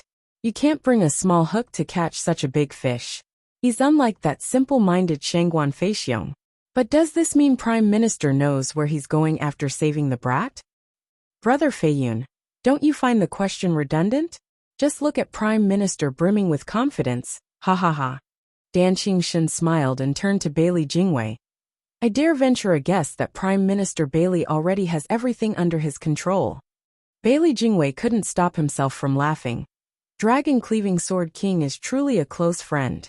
Yes, I have everything ready. Then where is he? Shangguan Feiyun asked eagerly. Bailey Jingwei waved his hand, his eyes shining as he spoke. Humph, the punk's key to his joint tactics was speed. From the moment Shangguan Yulin detonated to Shangguan Yulin's strike, they all happened at perfect timing and speed. It was enough for just one aspect to be offbeat by one step, and it would have ended in disaster. Speed also dictates the rushed actions he took, resorting to haste and leaving many oversights unattended. This joint tactics demanded that of him, to not be as cautious. Now all he's doing is being on the run as far away as possible, with little attention to anything else. Therein lies our success in beating him and outdoing him, with even more speed. Bailey Jingwei had a prideful smirk on his face as he took out a vial. Opening it, he shook it and something green landed in his palm, finger-sized and wiggling. First-level spiritual beast lovesick larva.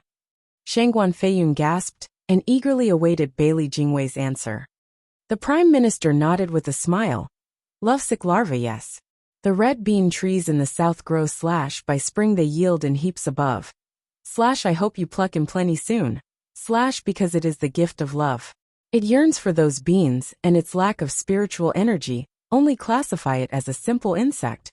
But there's one thing it excels at that dwarfs other spiritual beast. It's what earns its place among them.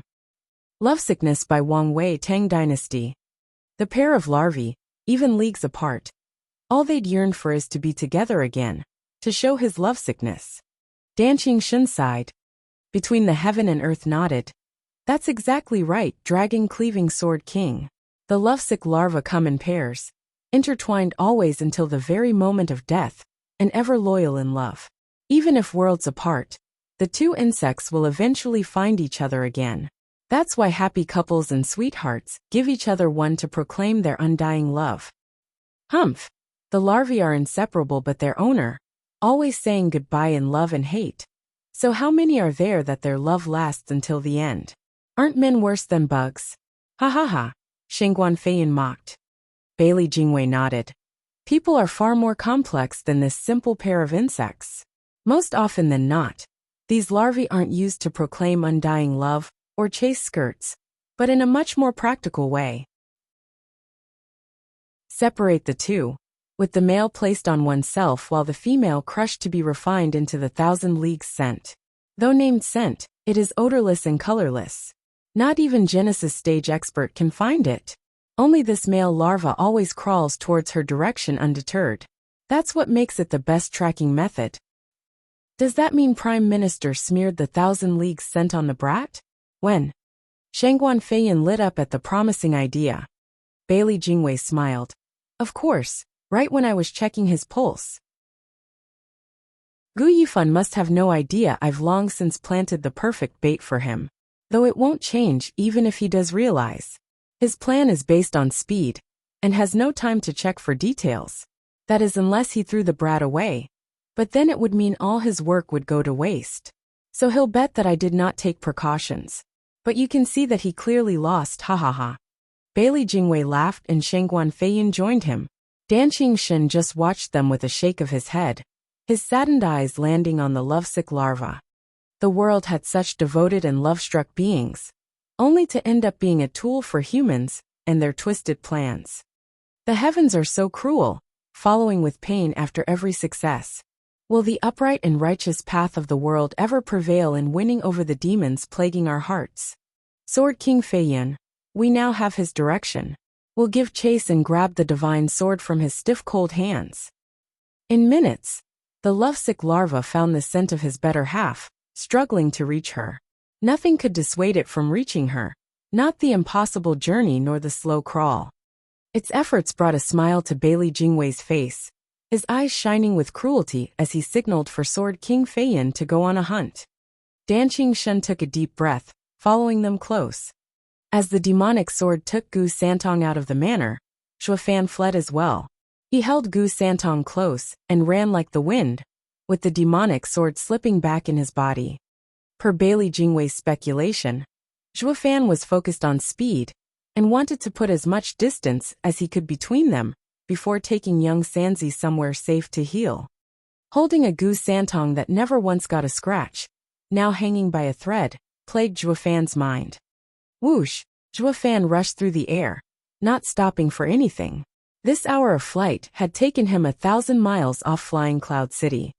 With Shangguan Yulin's detonation and Shangguan Feixiong's sudden attack, the chaos at the manor drew all the experts in Flying Cloud City over. This gave Zhuofan a clear path to get out with ease. Zhuofan's lure was not only for Shangguan Feiyun and Bailey Jingwei, but for all the guards in the city and manor. It thus made his extraction easier, just like he expected, and as Bailey Jingwei foresaw. Zhuo Fan's eyes flash, feeling in control.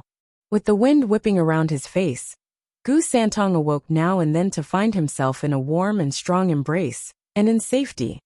Looking at the familiar face, Gu Santong winced and felt forlorn for some reason, having never had to rely on his godfather, until now, and tears flowed without stop.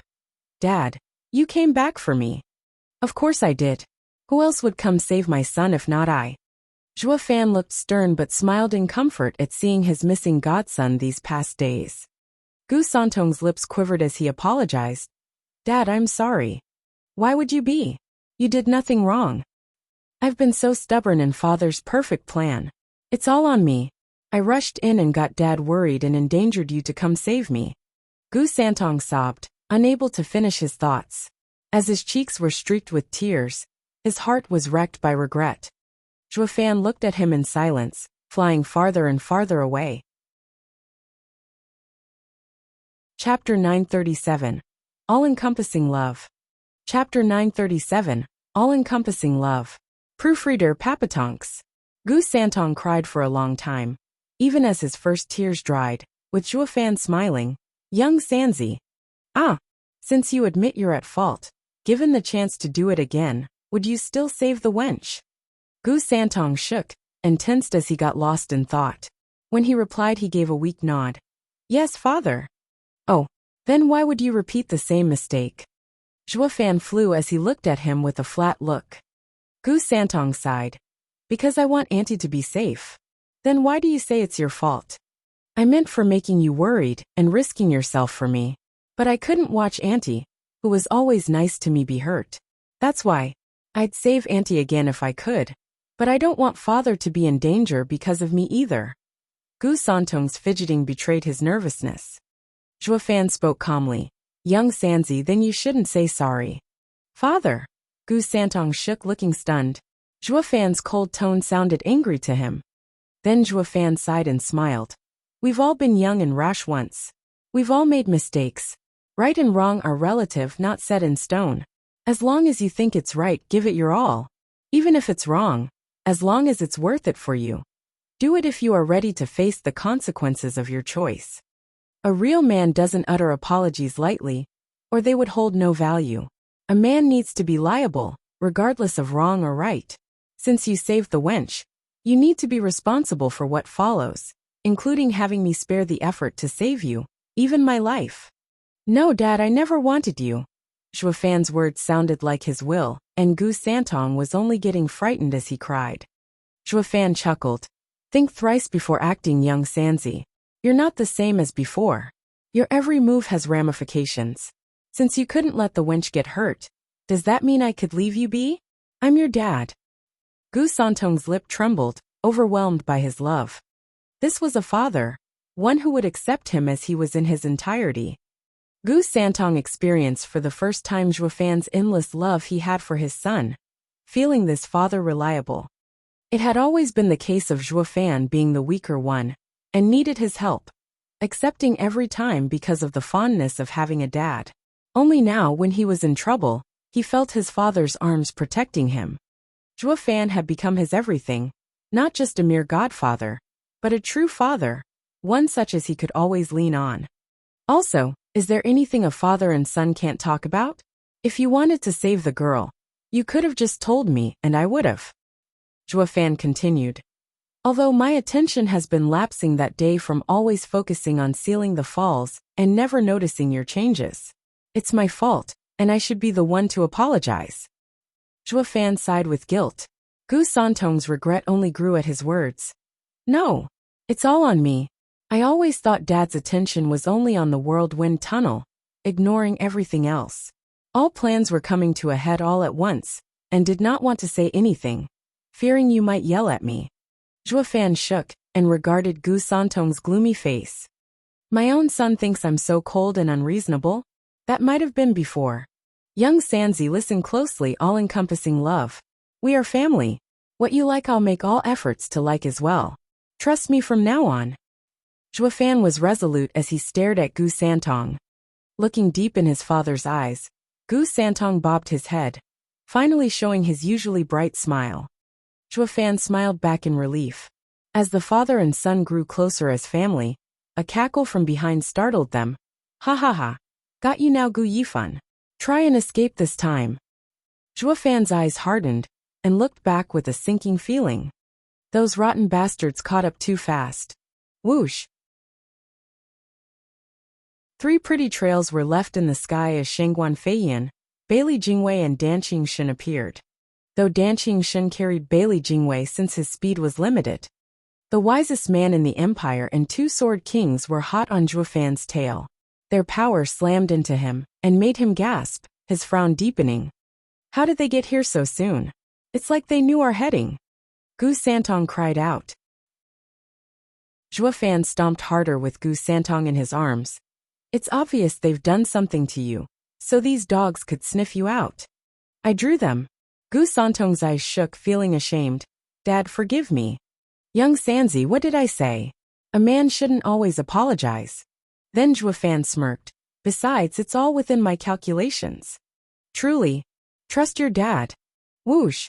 Zhuo Fan sped up, his eyes flashing with cold determination. It was not like sword kings were hot on his tail, but mere wild dogs. The odds were, hardly anyone in the whole central area actually got away from any of these 3 big shots. But Zhuo Fan was confident in his skills, going fast while holding his happy son. Shengguan Feiyun cussed. He just won't give up. Does he really think he can escape from the likes of us? Then again, it's not like we'll show mercy even if he stops, ha ha ha. Gu Yifan must be removed. Bailey Jingwei gave a vile snicker, looking at the larva in his hand crawling for Zhuo Fan, and mocked. His son has 1,000 leagues sent on him, and not even a teleportation array can throw us off. The more frantic he is in his run, the worse his already dying son will be. Let's see how he'll deal with that, ha ha ha. Prime Minister Bailey, you might find torturing him fun, but I'm done waiting. Shengguan Feiyan swiped his fingers at Zhuo Fan. Gu Yifan, hand over the soaring sword and I'll spare you or else. Whoosh. A sword wave in the form of soaring sword shot for Zhuo Fan, its sharp edge making his spine tingle, like death was crawling up his back. He reacted by leaning out of the attack's direction. Whoosh. The sharp edge glanced by his cheek, leaving behind a trail of blood. It exploded in a distant mountain range, leveling everything for 100 miles.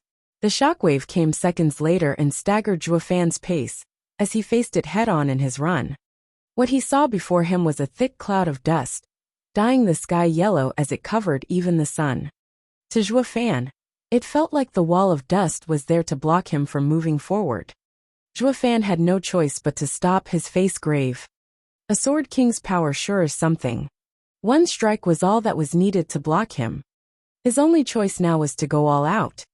Squinting, Zhuo Fan twisted around and let the black thunder flame flash in his left eye while his right eye shone in golden halos, ready to stake it all. Chapter 938, Fighting a Sword King. Chapter 938, Fighting a Sword King. Proofreader Papatonks.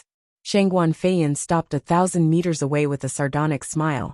Why, Grandmaster Gu, tired of running perhaps? When a fight's unavoidable, no amount of running will change things. Zhuo Fan smirked back, his one last hurrah before dying. Quite heroic, one might say. Shengguan Feiyun grinned. Fight? Grandmaster Gu, you alright there? Why would you fight me? Do you even have the strength? Ha ha ha. Regardless if I have or not, I won't just let you take me without a struggle. Zhuo Fan huffed and held Gu Yifan tighter. Besides, my name might even travel to every corner, talking about my honorable death fighting a sword king. What's the difference from all others you killed, you ask? I, Gu Yifan, have become an 11th grade alchemist at such a young age. A heaven's favorite, one might say. I shall never go down without a few ripples. Ha ha ha. Shengguan Feiyun eyed him as his cocky words stabbed his ears. He turned to Bailey Jingwei and mocked. I say, Gu Yifan just doesn't know when to quit. Even in death he wants to be on top, remembered through the ages. Youngsters are filled with ambition. There's nothing odd about that. Between dying nameless like mowed grass and going down with dignity with their name spread throughout the world, anyone would always choose the latter. Bailey Jingwei smiled. Grandmaster Gu, you very much know I have a soft spot for talents. You more than qualify to be one. So give us the soaring sword. And why not think about giving your service to the emperor? Bailey Jingwei sounded sincere, but all Zhuo Fan did was mock him for it. Prime Minister Bailey does like talents, but in my short year in the central area, I've not once heard of any notable brilliant people in Prime Minister's service. Could it be that the wide and expansive central area has none? Or is it likelier that Prime Minister's wisdom outshines everyone else's? That doesn't sound right either. With Sir's virtuous nature, how can you do that? It's better to say that Sir had been at odds with them when. Shangguan Feiyin hit a snicker while peeking over at Bailey Jingwei. Gu Yifan sure is a genius. He's like a god or something to figure it all out.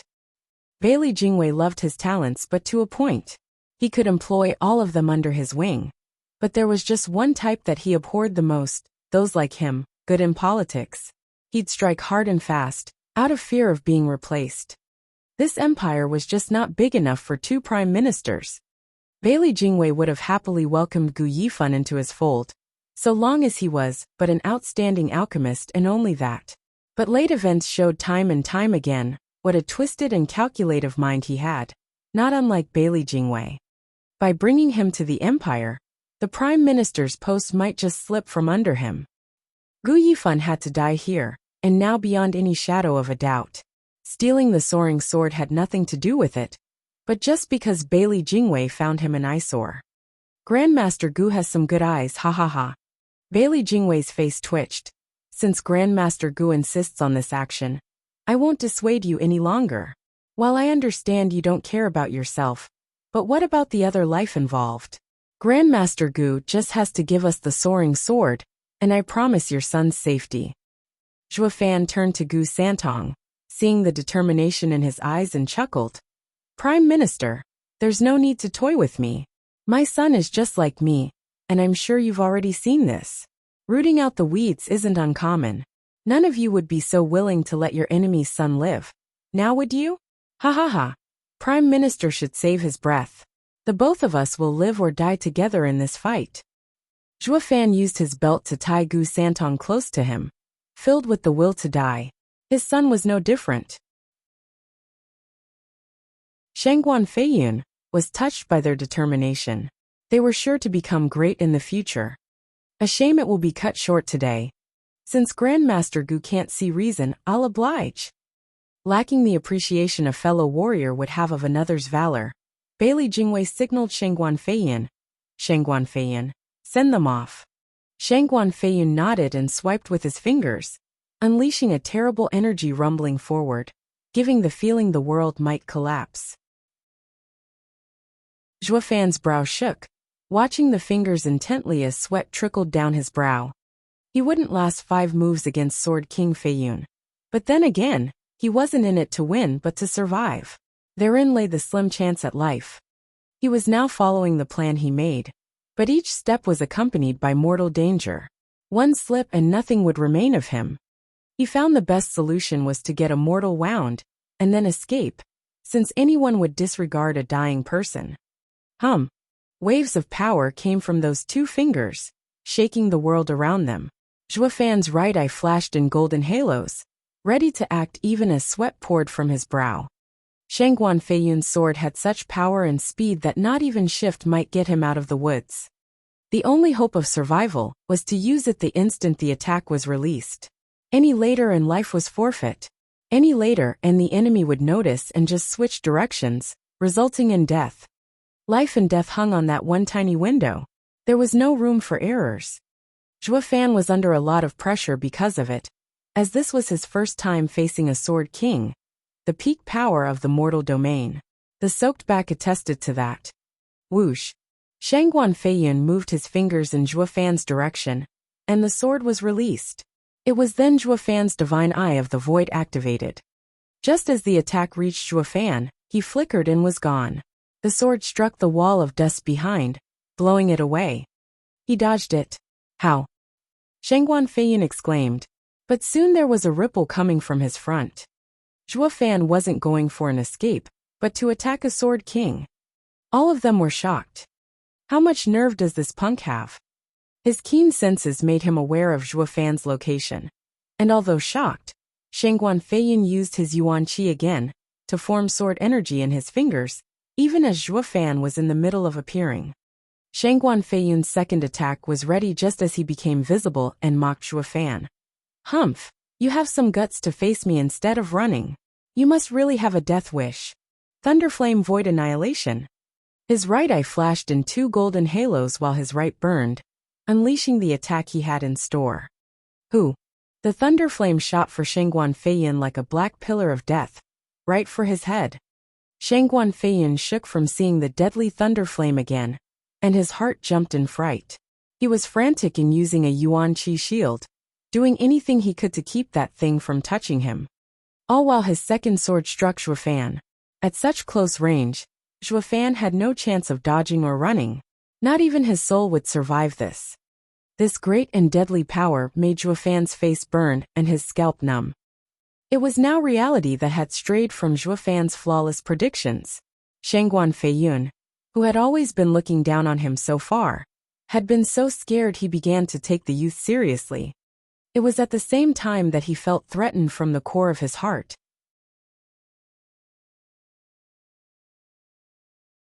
Chapter 939 Shock. Chapter 939 Shock. Proofreader, Papatonks.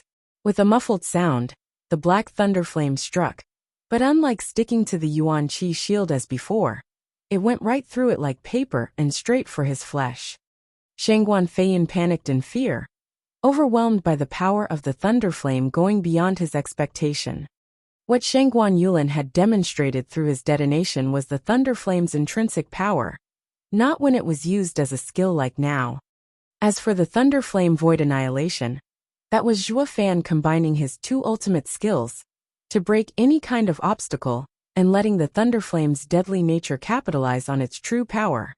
What could a measly Yuan Qi shield amount to when it could cut through the Shangguan clan's 12th grade array, made with all their experts? With fear vivid in his look and with terror in his heart, Shangguan Feiyin rushed to dodge this deadly move. This in turn affected his aim on the sword that was meant for Zhuo Fan, leading to it shooting someplace else, and leveling another 50 miles area, turning into a dust storm. The destructive black thunderflame streaked past his shoulder and far beyond. Shangguan Feiyin felt its vibrant and burning power as it passed, making his blood run cold. The amount of times the great best in eastern lands, now a sword king, felt such unfiltered terror from his incredibly close brush with death could be counted on one hand. It was far too soon to relax though, as sizzling jarred his ears. He whipped his head around, and the view had his legs feeling like jelly. The deadly black flames were on his clothes, and were eating their way to his body. Shangguan Feiyin shook at once, and used Yuan Qi to shake the clothing off, making the flames die out as the remnants of clothing burned out. Whoosh! Then another sound entered his ears, and watched as Zhuo Fan with young Sanzi in his arms appeared again in front. His left eye was filled with violent black flames while his right shone in 2 golden halos, planning to make a repeat of the previous move. But the horror had been too memorable for Shangguan Feiyin the first time to allow it to happen again. Not even facing death felt so horrible. Shangguan Feiyin saw Zhuo Fan appearing and jumped back with no delay, 10 kilometers in fact. When he finally sensed some semblance of safety, he eased a breath he didn't know he was holding, feeling drained as if from a fight with invincible sword. He gasped for breath, his feeble legs barely keeping him from falling. There was even a conspicuous change in color on Sword King Shangguan's pants, quite obvious to any observer. Bailey Jingwei and Danqing Shen had their jaws hanging. Come on, Sword King Feiyin. You're supposed to be a Sword King. So what are you doing looking so worn out after an exchange with a puny radiant stage cultivator? What a scandal! Your top is naked for having your clothes ruined, and your lower half wet from being scared to death by a measly radiant stage alchemist. Bailey Jingwei's mouth twitched, anger clearly showing. Just as he was about to curse, he then understood the Thunderflame's fatal danger. So Prime Minister looked heavily at the panting Zhuo Fan. Gu Yifan wasn't just making wild boasting when he said he'd fight a Sword King. This kid is truly frightening. Danqing Shen nodded. The black flame's power can kill a sword king. If only he was a bit stronger, then that attack. He stopped, hearing the snapping of Bailey Jingwei's knuckles and his heavy tone. There's no way he'll get any stronger. First I wanted to kill him, because I wanted to, but now it's for the safety of the Empire. There can only be one invincible sword in this world. There's no room for a second dreaded existence. Dan Qingshen's brow shook, his eyes flashing. The boy's too outstanding. And then there's that black flame that can threaten a sword king from as weak as a radiant stage. He may know will become the second invincible sword. Bailey Jingwei is sure to even disregard the soaring sword if it means killing him. Dan Qingshen held his beard, deep in thought. Shangguan Feiyin was looking worse for wear. Then the anger exploded from him as he glared at Zhuo Fan with bloodthirst. I'll not stand this punk for drawing another breath after that humiliation. Shangguan Feiyin brought his fingers out and struck with another sword. He no longer looked casual, but focused like when fighting an equal, while keeping his senses sharp for any disturbance within a kilometer, just in case. Zhuo Fan sighed. I know I'm still too weak to deal with the Sword King. Any other Genesis stage cultivator would have burned alive by now. After attacking a Sword King, if the first time failed, the second time would never present itself. Though it all fell within his parameters, thus taking the sensible option and bolting. Bailey Jingwei and Dan Qingshen did not follow, knowing Zhuo Fan was Shangguan Feiyun's prey. He was not about to let this guy escape. It's a bit late for that. Shangguan Feiyun snickered out of reflex, his fingers shining as he unleashed a world-shaking surge of power. No matter how far Zhuo Fan got, it would still kill him. This was the terrible power of a Sword King. Zhuo Fan could shake him with his earlier display of Thunder Flame, but that was all he could muster. Shangguan Feiyin was more clear on this than any as he spoke after calming down. Humph, Gu Yifan, I got to hand it to you. You're a real genius. You've excelled in strength and in alchemy. That flame of yours had me running scared there, and given time, you might kill me one day, becoming the next overlord to this world. Too bad you showed yourself so soon, and you won't get the chance. I'll make sure of it. That black flame is only useful if it touches me. Gu Yifan, you have no chance now. Shangguan Feiyin swiped his fingers, and the soaring sword art was deployed in the form of a third sword, straight for Zhuo Fan and his son. Whoosh! The edge was behind him in a flash. Zhuo Fan looked back in shock and used the 5 shining halos in his right eye. Divine Eye of the Void's 5th stage, Thunderflame Wall times 5. The black Thunderflame appeared once more, forming 5 layers in total, to block the incoming sword. Shangguan Feiyun gaped, not expecting Zhuo Fan to come up with that, using the strange black flame as defense. It would have worked wonders if it were anyone else than a Sword King. Boom! The walls disintegrated in a flash, turning into motes of black fire as they faded in the air. Zhuo Fan shook and spat blood from the strong aftershock. Both of his eyes were also bleeding. As for the sword energy, it still went for Zhuo Fan. Ha ha ha, Gu Yifan, even with that oddity helping you, with your power, you have no. Shangguan Feiyin cackled victoriously, but then he choked, turning incredulous. What the hell? My sword energy.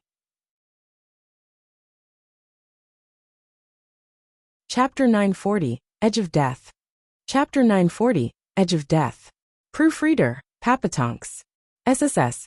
The sizzling was the only prevalent sound around, stinging Shangguan Feiyin ears as he watched his ultimate sword skill, going through Zhuo Fan's walls of Thunderflame, only to be eaten away by the same fire. By the time the fire died out, the sword energy was a quarter weaker. It was still strong, yes, but it was without a doubt cut down to size. If before the sword came from Shangguan Feiyun, now it looked to be resembling any average Genesis expert's sword attack. Sure, it'd be a peak one, but the gap was huge all the same. Central area spread beyond anyone could imagine, and was teeming with peak Genesis experts.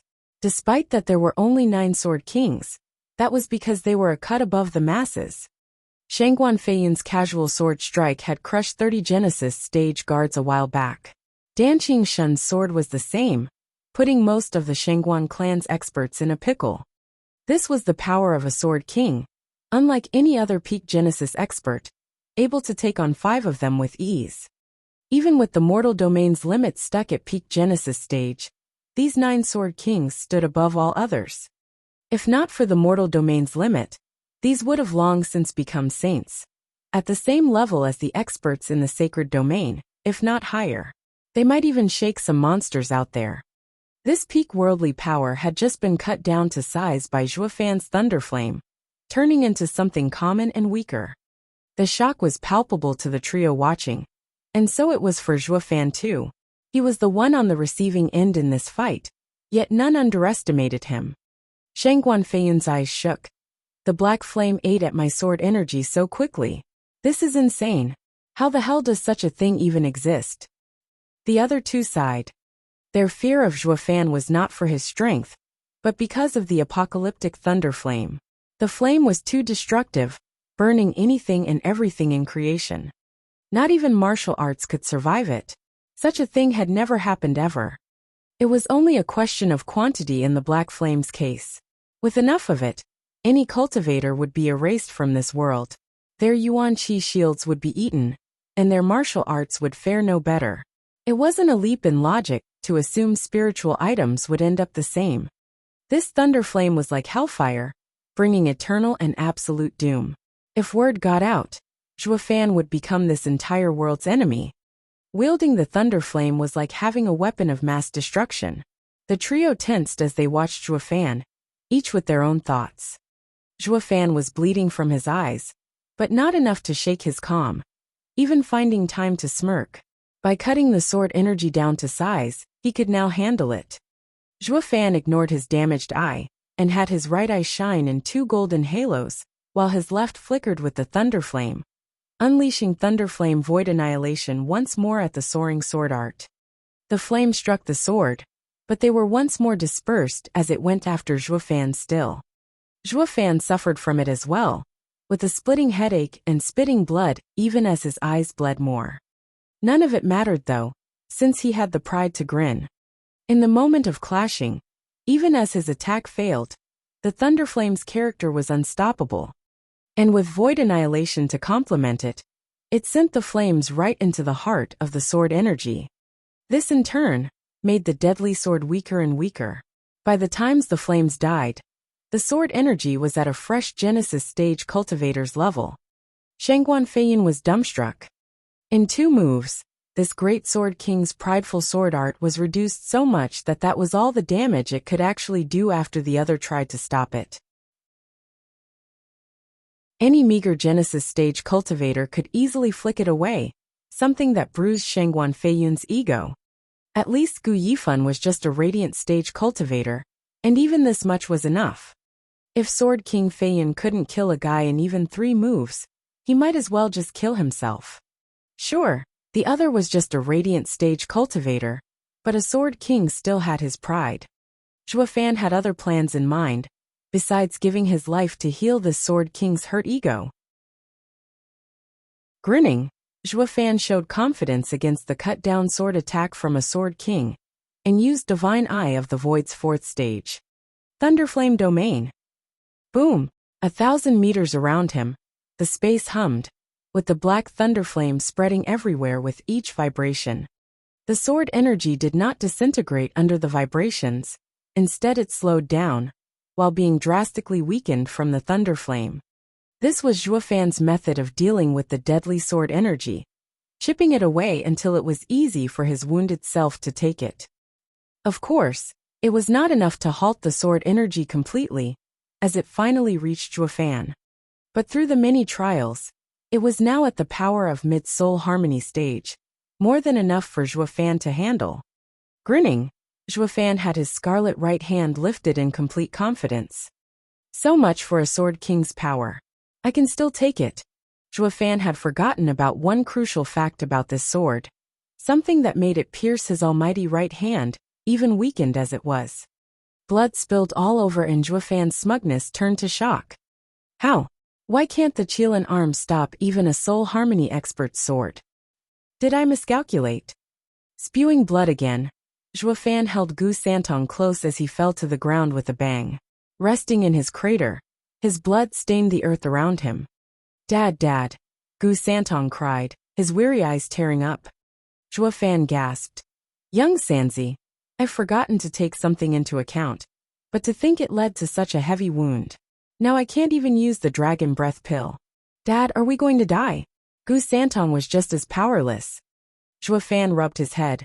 Are you afraid? No. Then leave it to luck. Zhuo Fan's eyes shone. Our lives are now in his hands, as long as he remembers the deal. Gu Santong gave an understanding nod. Zhuo Fan's wretched state was all due to forgetting an important detail, one that led to the weakened sword energy, reducing him to this. To the other three, the outcome was beyond their imagination. Shangguan Feiyin was the most shocked. There has never been anyone in this world I can't kill after 3 strikes besides the other sword kings, an invincible sword. Gu Yifan, since you're first, let me end you with the 4th sword.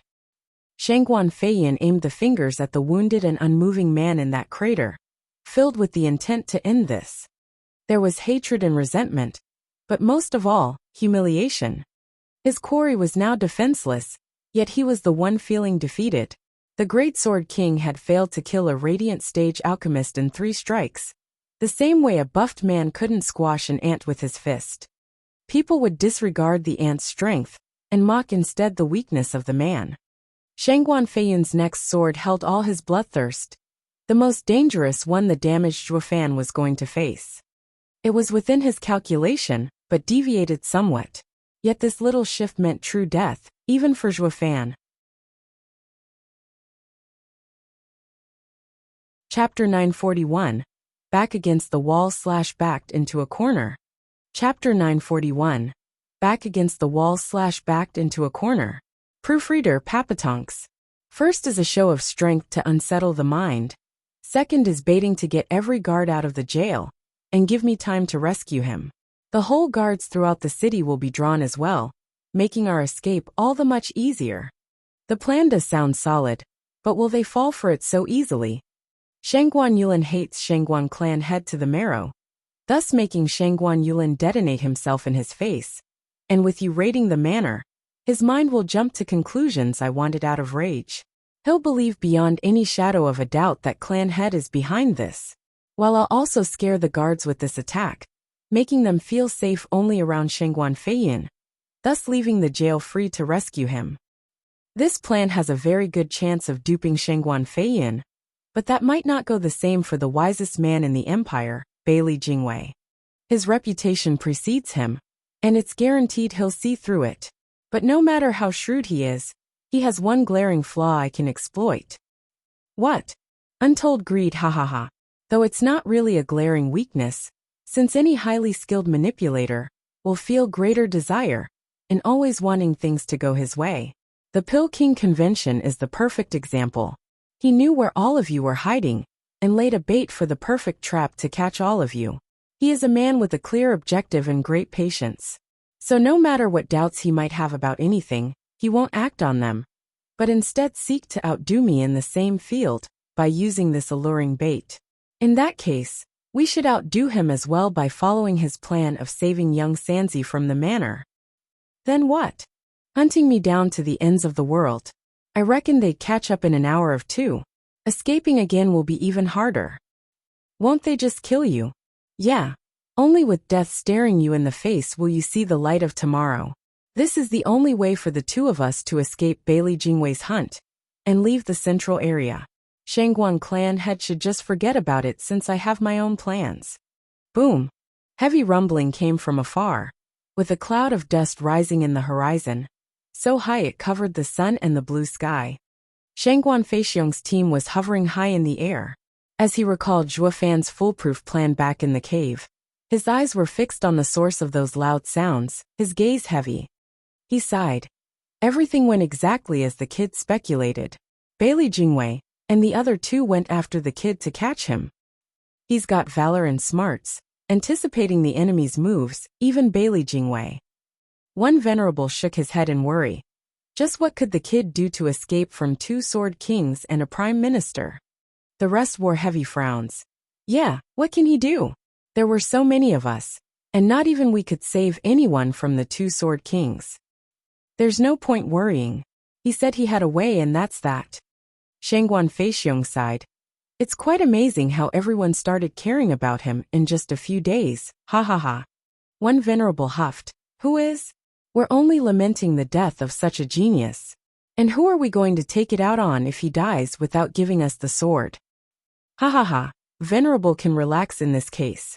He said back in the cave that he'll hand it over once he escapes with his son. I had already sent men over to wait. Once Bailey Jingwei and the others leave, we'll look for the kid to hand it over. Feixiong, are you just going to believe his words? He's too cunning. Another venerable chuckled. Shangguan Feixiong showed a look of glee, nodding determined. I do, because he swore on his son. I don't believe any parent would toy with their children. He will keep his word. The others shook and nodded. And if he dies, there's a chance his plan will fall through. He'll still leave us with a trail so we can find the divine sword. Shangguan Feixiong looked at the disturbance once more with shaky eyes. Even if they die, he'll keep his words, only wishing to give the two of them proper burial, to give his son his blessing. The men looked at the clan head, and then nodded in silence. Gu Yifun's mind was more twisted than a gnarled root, but one thing they could all swear on was his undying love for his son. Shangguan Feiyun's fourth sword unleashed a terrible aura, making the air shimmer around it. Zhuo Fan stared back with a grin in utter calm. As he waited, he chuckled at some point, closing his eyes and resigning himself to fate. It was done without an ounce of regret, welcoming the end with a free heart. With no hope of the two lovers getting back together, with enemies too strong to be overcome, nothing could ever get him out of such a hopeless situation. Zhuo Fan had carried so much weight inside him these past years, coming to bear too much alone. Even with the faint glimmer of hope presented to him, it felt always out of reach, always unattainable. The stress and grief had eaten away at his mind for such a long time. It was a recipe for disaster, avoiding insanity only because he trained the true self-art to center himself. The deeper the love, the heavier the wound. He now came to see why love was forbidden to demonic cultivators, for one man alone might never escape its torment. He found being in a situation where another was giving him a mercy killing was a fit ending. He should have died ages ago. Showing a smile only he understood, Zhuo Fan welcomed the end. Shangguan Feiyun's sword rang constantly, aimed squarely at Zhuo Fan's head. As the bloodthirst in his eyes focused, the devastating sword was released. Zhuo Fan could feel its terror, but all he had for it was a faint smile. Shangguan Feiyun's fingers did not finish cutting the air and sending the sword, as they were caught mid-move by a tight hand. Shangguan Feiyun spoke in a chilling tone. Brother Dan, what are you doing? Bailey Jingwei was taken aback. I just think we should save it for after we find the soaring sword. Dan Qingshun's beard swished as he spoke. Shangguan Feiyun huffed. With his character, there's no way he'll say anything. And is this a time to think about the soaring sword? He has now become a far greater danger than the sword's value. He has to die, right, Prime Minister? Bailey Jingwei nodded after a pause. Soaring sword is missing, and the patriarch will at most feel a longing for a lost toy. What we can't allow, however, is to permit anything that might endanger his life.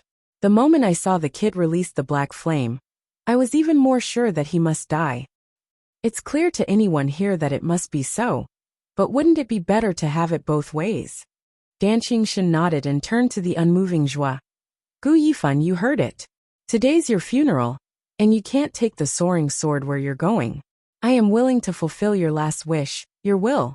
You've come from the western lands, and have been in the central area for a year now. You should understand that I hardly make promises, but when I do, I always keep them.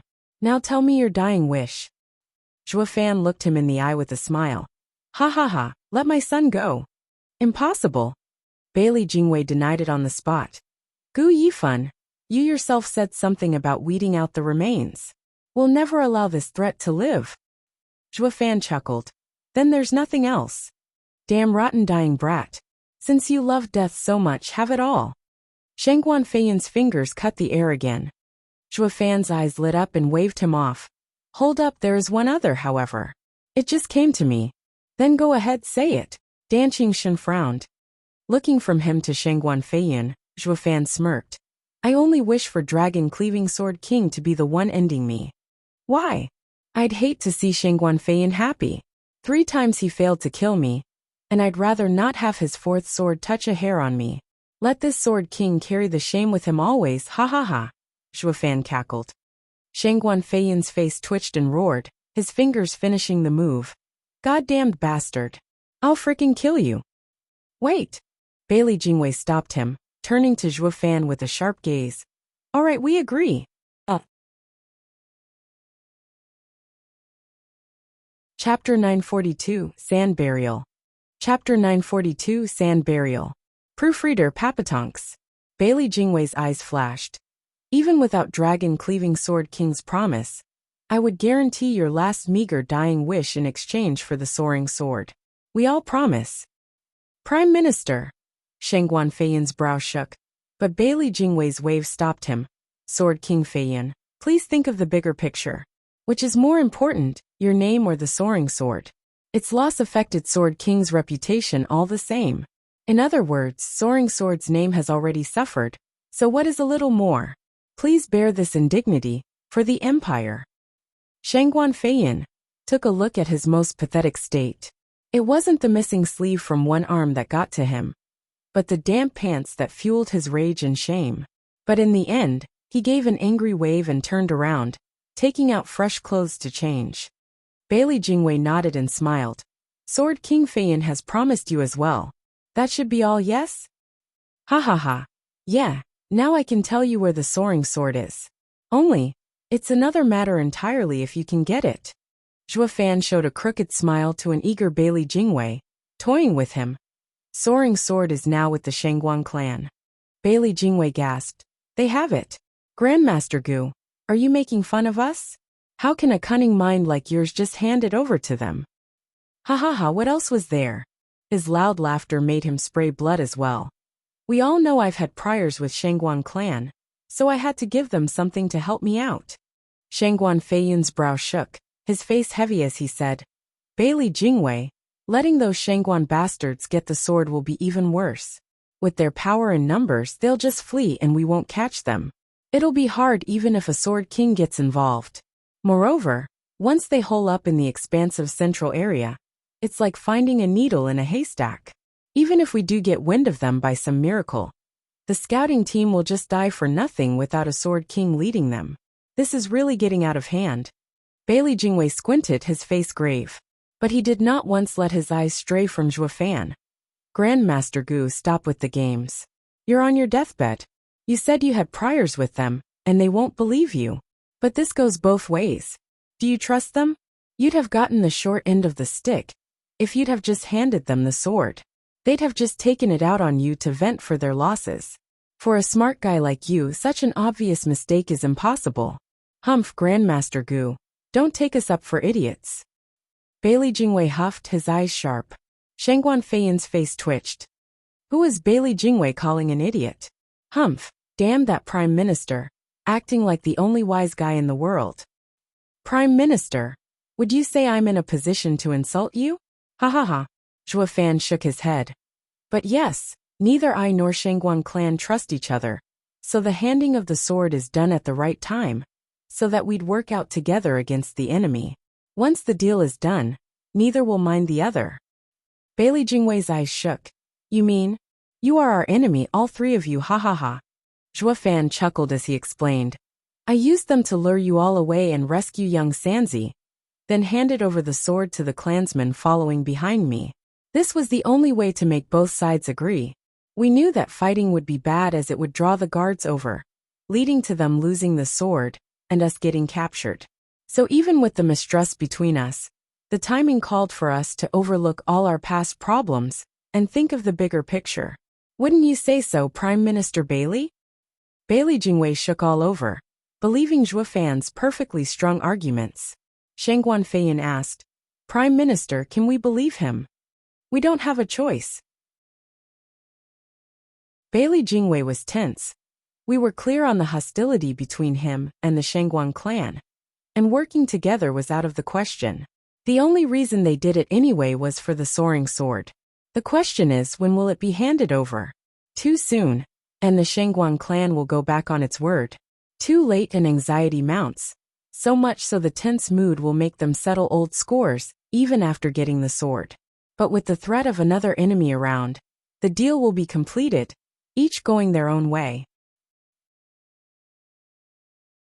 Bailey Jingwei stared hard at Zhuo Fan and spoke with frustration and hatred. Grandmaster Gu, you're a true mastermind. You've done great indeed.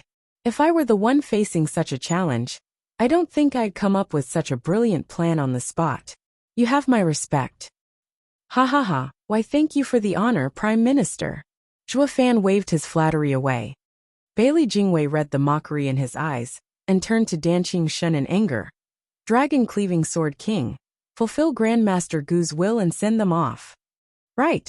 Danqing Shun drew 2 fingers, and a deadly power surged in their tips, followed by a dragon roar and the space shimmering around him. Cold eyes gazed upon the feeble Zhuo Fan, and Danqing Shun raised his hand. Zhuo Fan stared back with a broad smile. Whoosh! A sword of the same level as Shangguan Feiyun's was unleashed upon Zhuo Fan. Along with thousands of dragon roars, the sword energy surged as it fell on him. Following the devastating explosion, hundreds of miles around Zhuo Fan and his son were leveled. There was nothing there than a wasteland and thick dust that dyed the world yellow. Once the breeze scattered it away, there was no trace of anything left behind. Everything was gone, buried with the sand. The entire landscape had been reformed into this desolation. Bailey Jingwei sighed at the destruction. It is finished. Such an alchemical genius of his generation found his bones resting along his son's in this sand burial. What a pity. Prime Minister, isn't it a bit late for that? Shangguan Feiyun glanced over. Hypocrite much. Bailey Jingwei said, cherishing talent is one thing, but seeing my opponent gone brought me such relief. Dragon-cleaving Sword King Feiyun, let's go. We need to hurry back and send word to every corner of the central area. We have to track down the Shangguan clan and stop them from getting the sword out of the central area. Easier said than done. Shangguan Feiyun shook his head. I'll say it again. They only need to hide, and even a Sword King will hardly have a better chance of finding them, let alone the rest. The chances of getting the soaring sword back are less than 10%. Bailey Jingwei sighed. We'll do our part, while the rest is up to fate. In any case, this has been our failure. Bailey Jingwei flew for Flying Cloud City. Shangguan Feiyun shook, balling his fists and stealing his gaze. Bailey Jingwei isn't the only one culpable. With the Shangguan clan escaping and the soaring sword gone, Shangguan Feiyun was liable as well. Gu Yifan might have lost in the last fight. As a mere radiant stage cultivator, he had avoided 3 sword skills from a Sword King, and even talked his way out of being executed by the 4th strike at his weakest. It was Shangguan Feiyun's worst defeat. Gu Yifan and Shangguan Feiyun neither won nor lost. But Zhuo Fan's last will, and the mockery it contained, was something Shangguan Feiyun would never forget. The shame and anger were ready to explode. It was the same as saying Shangguan Feiyun had no hand in his death. Shangguan Feiyun's face twisted, a vein popping on his forehead, from being utterly humiliated by a nobody. Now he had no one to take it out on, for the culprit died laughing at him. Shangguan Feiyun stomped in rage and flew behind Bailey Jingwei. Danqing Shun was the only one remaining, looking where Zhuo Fan once was with a vague smile. Chapter 943, Deceptive Outcome. Chapter 943, Deceptive Outcome. Proofreader Papatonks. Gu Yifan, young Sanzi, where are you? 6 hours later, in the area where a brutal cleansing had taken place, where not even a blade of grass grew, a pure and naive girl was shouting.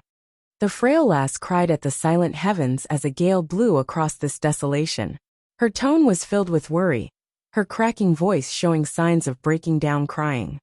There were a dozen more youths looking around and shouting with her. Mr. Gu! Young Sanzi! All their shouting and searching proved fruitless in these strong winds, swallowing their voices. They finally gave up hope an hour later, leaving only the girls still frantic and consumed with the thought of finding them. She never stopped, never rested, always crying out to hoarse. Gu Yifan. Young Sanzi. Where are you? Young miss, save your energy. You've seen what attack did this. They had no chance against such misfortune. There's no point searching. One youth sighed. It'll be a miracle if someone could survive 2 sword kings. Mr. Gu. Let's follow clan head's words and look for any clues Mr. Gu left us to reach the soaring sword. The girl glared back at him. Shut up. Gu Yifan is fine. They can hear us, and we'll soon find them. They have to be or. Shengguan Qingyan trailed off. Young miss, in this desolate place, any kind of sign would have been noticed easily. If we can't see them, it makes no sense for 2 sword kings to be blind to anything obvious. That only leaves death destroyed completely. Young miss, our top priority still is finding Mr. Gu's clues. He shook his head, trying to make her see reality, but then a ripple echoed out. 2 figures slumped to the ground, popping out of thin air, and soaking the yellow dust with their scarlet blood. Shengguan Qingyan shook and cheered, crying tears of joy as she rushed over. Mr. Gu, young Sanzi, you're all right. You're still alive. In the name of all that's holy, the guy actually got away from 2 sword kings. What did this freak do? The guy held his head in complete shock, needing some time to react to this sudden realization. Then he rushed over to help, only for a bloody arm to clutch his shirt, dragging him down. He looked stunned at Zhuo Fan, who was gasping for breath, using the last of his energy to shout. I told you to come and help, not give me a burial. The least you could do is see if we're still alive, not go straight to business. Zhuo Fan's eyes rolled back, and he was out like a light. Only his other hand held an unconscious Gu Santong, never letting go. The youth who got stained looked at Zhuo Fan holding Gu Yifan close and spoke with respect. Gu Yifan is truly amazing. He's hurt so much, but still has the energy to curse. He had been protecting his son all this time, not letting anything happen to him. Shengguan Qingyan nodded, choking with emotion and pain from seeing Zhuo Fan covered in those deep wounds. Get Mr. Gu and his son back now. They need healing. Noticing Shengguan Qingyan was in no state to boss them, the guy shouted for the others, carrying the 2 away. Across the large expanse of this yellow wasteland, a conspicuous stain of scarlet blood on the dry dirt was the only proof that someone had survived this ordeal. It took Zhuo Fan 3 days to wake up, finding himself in a dark cave.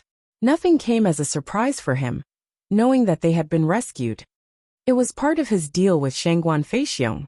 As long as they were drawing breath, they had to be tended to, or death was sure to grasp them in its cold grip, if left out there in the desolate place. Shengguan clan thus sent the juniors to save them. This was why Zhuo Fan knew that after saving young Sanzi, the Shengguan clan would comply since he still held the sword they wanted. This was the perfect time to use it for all it's worth. With this sword around, the Shengguan clan won't ever let me die. If the chances were death would have come instead, he'd have set the sword out of his ring for Shengguan clan to take. He didn't need it where he was going. Zhuo Fan had taken all aspects into consideration. On one hand, he had bluffed Bailey Jingwei into leaving, and on the other, he had Shengguan clan eating out of his palm. The thought brought an insidious smile to Zhuo Fan's lips, resting as he was on the cold hard bed. Ha ha ha, at the end of it all, be it Flying Cloud Manor or Shengguan clan, all dance to my tune. I have turned despair into hope once more. Cackling like mad, Zhuo Fan stood up, only to feel a sudden pain stab at his mind. The agony coming from every part of his body made him grit his teeth. Damn that Danqing Shun, couldn't he have taken it easier? Then again, being ruthless was the only way of fooling Shengguan Feiyan's senses and intuition. A faint and childish voice came. Dad, you told him to, and now you're blaming him for it. If the old man knew you're cursing him, he'd wished he'd killed you instead. Zhuo Fan raised an eyebrow, smiling. Young Sanzi, you knew? Of course. Gu Santong just woke up, still pale but quite happy. Is there anything I don't know about you?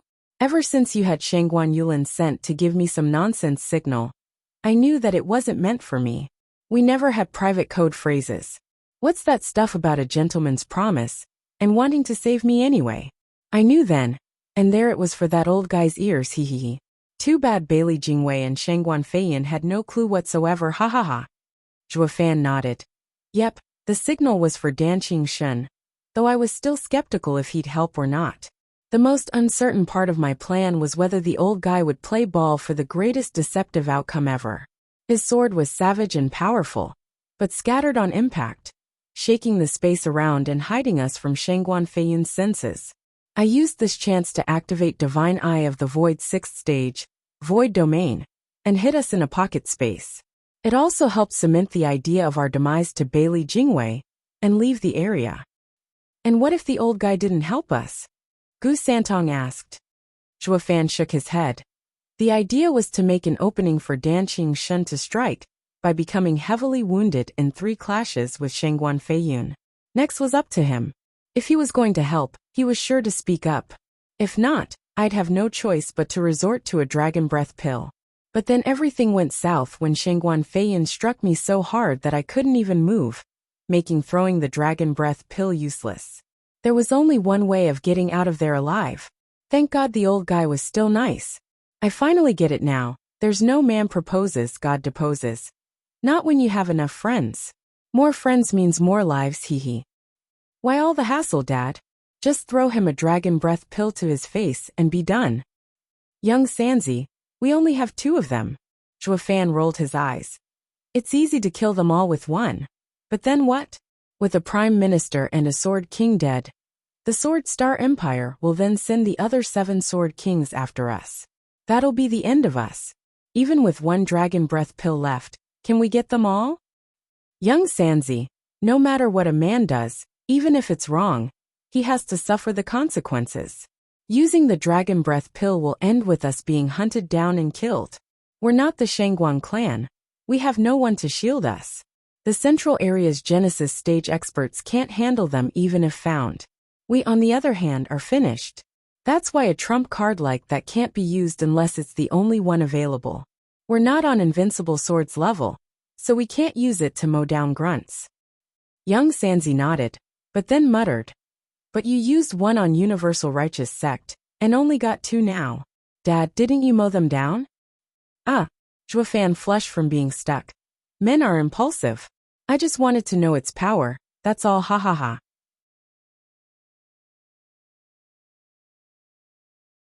Chapter 944 Bane. Chapter 944 Bane. Proofreader Papatonks. Father and son were having the time of their lives by themselves in that dark cave. Every now and then, Zhuo Fan had to wince and gasp from having pain stab his every wound for being too much into their game, and ignoring his heavy condition, yet found it passing faster by cursing their savior each time. Damn rotten Dan Qingshun, you just couldn't take it easier. Just that sword aura was enough to flay my skin. The old coot never heard of a softer touch. Dan Qingshun's rage would have blown sky high. Only if he was here, of course. Damn punk, I just saved your pathetic life, and this is the thanks I get, being called names. Gu Santong had a grin on his pale face, thoroughly enjoying his dad's lively and childish act. Young Sanzi, how are you feeling? I'm now too wounded to tend to your situation. But once I'm better, I'll get you back on your feet in no time. Zhuo Fan hurriedly asked. Gu Santong's smile fell for a second, shaking his head. Dad, it's fine.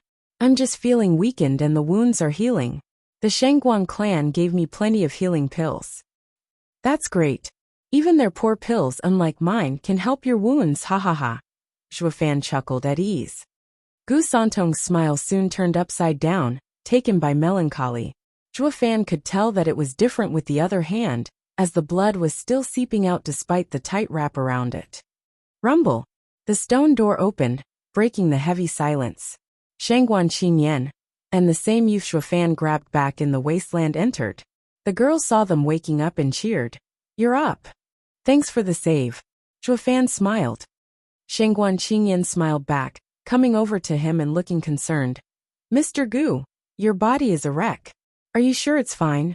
We've used many pills, and while your other wounds healed, you don't have to worry about it. I'm an alchemist too. As long as my soul is fine, the flesh can be mended.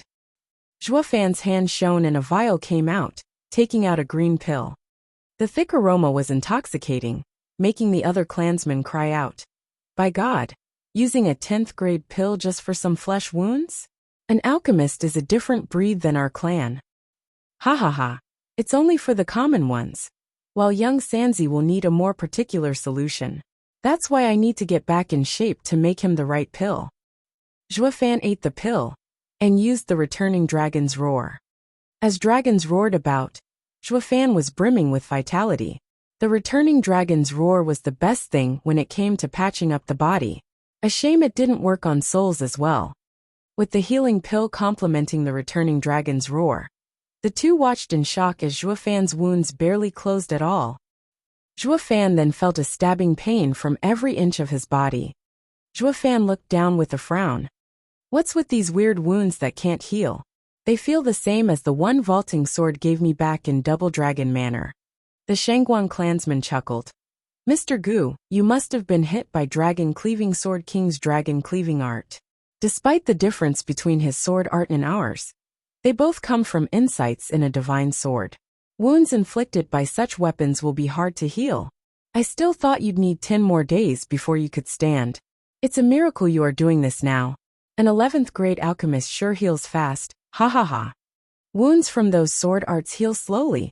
Zhuofan soon came to his own conclusion as to why. The wound vaulting sword inflicted back then took ages to heal too. Since Danqing Shun's art came from the vaulting sword which hurt him. Does that mean the sword art captured the divine sword's essence? Regardless of doubts, this was the conclusion he came to. Common folk being around a sacred weapon for long enough, they'd have its sword energy used for their cultivation, facilitating not only their training in a godlike sword art, but also unleashing greater power when using it. It was top-notch regardless of the stage it was used in. Is it maybe the power of the sword sovereign? Deep in thought, the casual movement of his right reminded him of the pain and winced. The pain coming from his body earlier subsided after using the pill and the returning dragon's roar. The issue now was the right hand. Shangguan Qingyan took his right hand and complained. Easy, we've just bandaged it but the bleeding won't stop. Zhuofan shook, seeing as the wrap was dyed red. Young miss, Shangguan Feiyun's soaring sword art must have caused the wound on his right. Anyone else would have their heal slowly, but this is so baffling that no pill works. The bandage is only temporary, and if this continues he'll bleed out. The Shangguan guy explained. Zhuofan's brow shook, looking at his right in fright. He felt his forehead and though wounded did not bleed, healing slowly. Shangguan Feiyun caught his gesture and said baffled.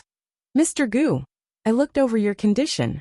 The wounds on your right arm have to be from Shangguan Feiyun's sword. The strange thing is it just won't heal, while the shoulder heals the same as the rest of you. I'd almost thought Shangguan Feiyun's sword was stronger than Danqing Shun's. It's the Qilin arm. Zhuofan's eyelids shook, coming to a conclusion. That's why the soaring sword art at Soul Harmony stage could pierce it. The secret lies with soaring sword and soaring Qilin. The soaring sword and in turn, the soaring sword art targets the soaring Qilin in particular. That means young Sanzi. Zhuofan felt sharp pain as he rushed to young Sanzi's side, holding the bandaged arm that was bleeding just like his. Shangguan Qingyan gasped, hurrying to change the binding. Young Sanzi is bleeding again. We have to stop it. Young miss, that's only a symptom. They are both so strange, unable to heal the areas struck by the soaring sword art. The Shangguan guy shook his head. Shangguan Qingyan wouldn't give up, looking after young Sanzi with teary eyes. Even if it doesn't heal, we have to do all we can. Having not even reached the ethereal stage, they'll die for good and won't come back. Young Sanzi, why didn't you tell me? Zhuofan balled his fists and clenched his teeth. Being in the ethereal stage, Zhuofan would have halted cultivation, at worst, but he'd live. Young Sanzi was a sacred beast by comparison, with their body and soul as one. When one died, the other followed, and there was nothing to bring him back. Young Sanzi's bleeding condition was potentially deadly. Young Sanzi teared up, his pale lips trembling. Dad, I felt ever since the soaring sword art hurt me that I met my bane. I can barely hold on. I didn't want to worry you. Why didn't you say anything? I'm your dad, I'm supposed to worry. Zhuo Fan gnashed his teeth, taking out a vial from his ring, and revealed 2 11th grade pills. Under the Shangguan guy's gasp, Zhuo Fan took one and gave young Sanzi the other. Listen, this is from when I refined to save Shangguan Qinyan. She had been hurt by the soaring sword art as well. It worked on her, and now we'll see if it works on us as well. If all else fails, I'll take you back to Western lands. Western lands? Gu Santong jumped. Zhuo Fan nodded with resolve. We'll ask those old coots to save you. They have to know a way. So just hold on, young Sanzi.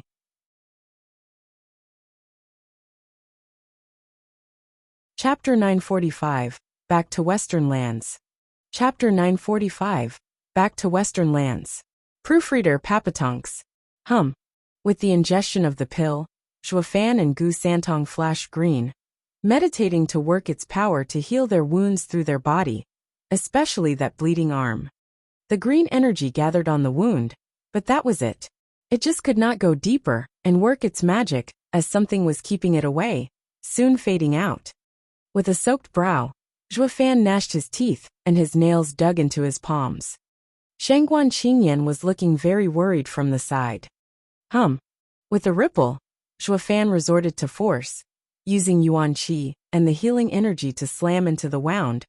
All he hit was a wall.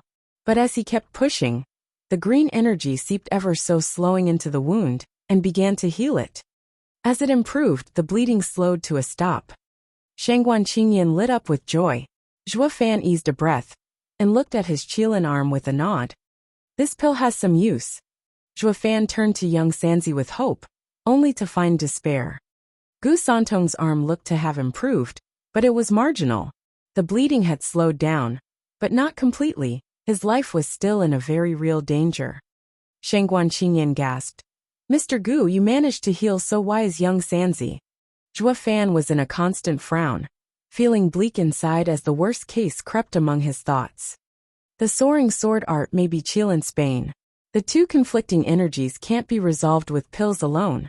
I fear that only a sacred beast can heal another sacred beast. I can only take him to Kuanping and Dragon Ancestor in Western lands. The question is if I'll reach them in time. I only have a Qilin arm, and since the rest of me is human, the soaring sword art isn't so harsh on me. Just who can save you? Zhuo Fan has made up his mind, holding Gu Santong in his arms and walking out. Mr. Gu, where are you going? Shangguan Qinyan asked, taken aback. Zhuo Fan spoke. To Western lands to save him. Only Western lands has someone that can heal him. Western lands? Shangguan Qinyan muttered. But Mr. Gu, you're still hurt. Let us take you. No time. Zhuo Fan gnashed his teeth. And staying with you will only get more dangerous. It's better if I go alone with young Sanzi. Zhuo Fan had pointed out to Bailey Jingwei that the Shangguan clan had the soaring sword. Regardless of ever being able to stop them and get it back, Bailey Jingwei would still take precautions. The Shangguan clan was bound to be running around the central area for the next while, and might even resort to fighting central area's experts a few times. The two were too hurt, with the sun in critical condition, to join the chaos. It would only make it worse. Zhuo Fan barely got away from Bailey Jingwei, so why would he go looking for more trouble? Zhuo Fan had come to a firm decision to leave the Shangguan clan. Shangguan Qinyan watched his straight back and sighed. She wanted him to stay, but she knew he'd do anything to save young Sanzi. There was nothing she could say to keep them here. The roller coaster of emotions she was feeling had her forget why the Shangguan clan saved them in the first place. It was all to finish the last part of their deal. So while her love-addled brain refused to work, the Shangguan guy next to her had no such handicap, crying out, Mr. Gu, we won't keep you if you want to leave, but you have to first give the divine sword you promised us. Whoosh! A clank cut him off as a scarlet sword stabbed into the bedrock. Zhuo Fan had then vanished with Gu Santong. It's good that we got the sword, or I don't know how I could have explained this to clan head, ha ha ha. The guy held the sword in pride and said, Young miss, we should go see clan head. Shangguan Qinyan was too overwhelmed to register his words, still staring in empty space, where Zhuo Fan had been standing. He didn't even say goodbye, not so much as look at her. 3 days later found the Shangguan clan's 300 meditating in a quiet forest in white robes. Shangguan Feixiong was frowning with worry, letting heavy breaths, yet never speaking up. Pa! A thick hand grabbed his shoulder, startling him. High Venerable, what can I do for you? It's nothing, but seeing you eaten up inside these days. Are you worried? The old man smiled. Shangguan Feixiong nodded. Despite lacking danger, it's the junior's first mission. I just can't rest easy knowing the kid didn't want me to send some experts instead of youngsters. The kid is sharp. With our experts around him, he figured they'd settle the score, ha ha ha. High Venerable shook his head.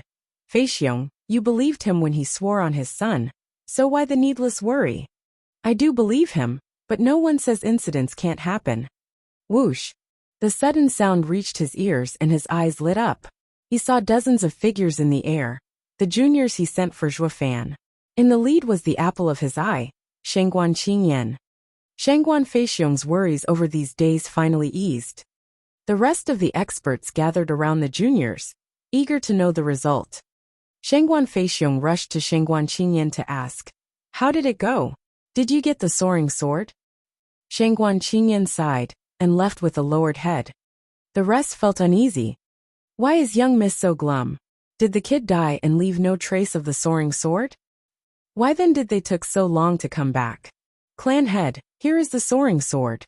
The guy who was with Shangguan Qingyan around Zhuofan bowed and presented the scarlet longsword.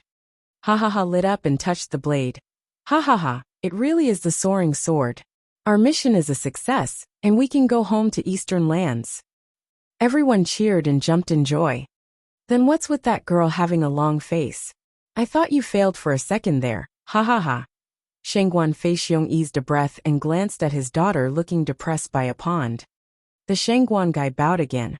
I believe it's because of Mr. Gu, that young miss. He explained everything that transpired, and everyone looked stunned. You're saying he's alive? Shangguan Feixiong's eyes shook.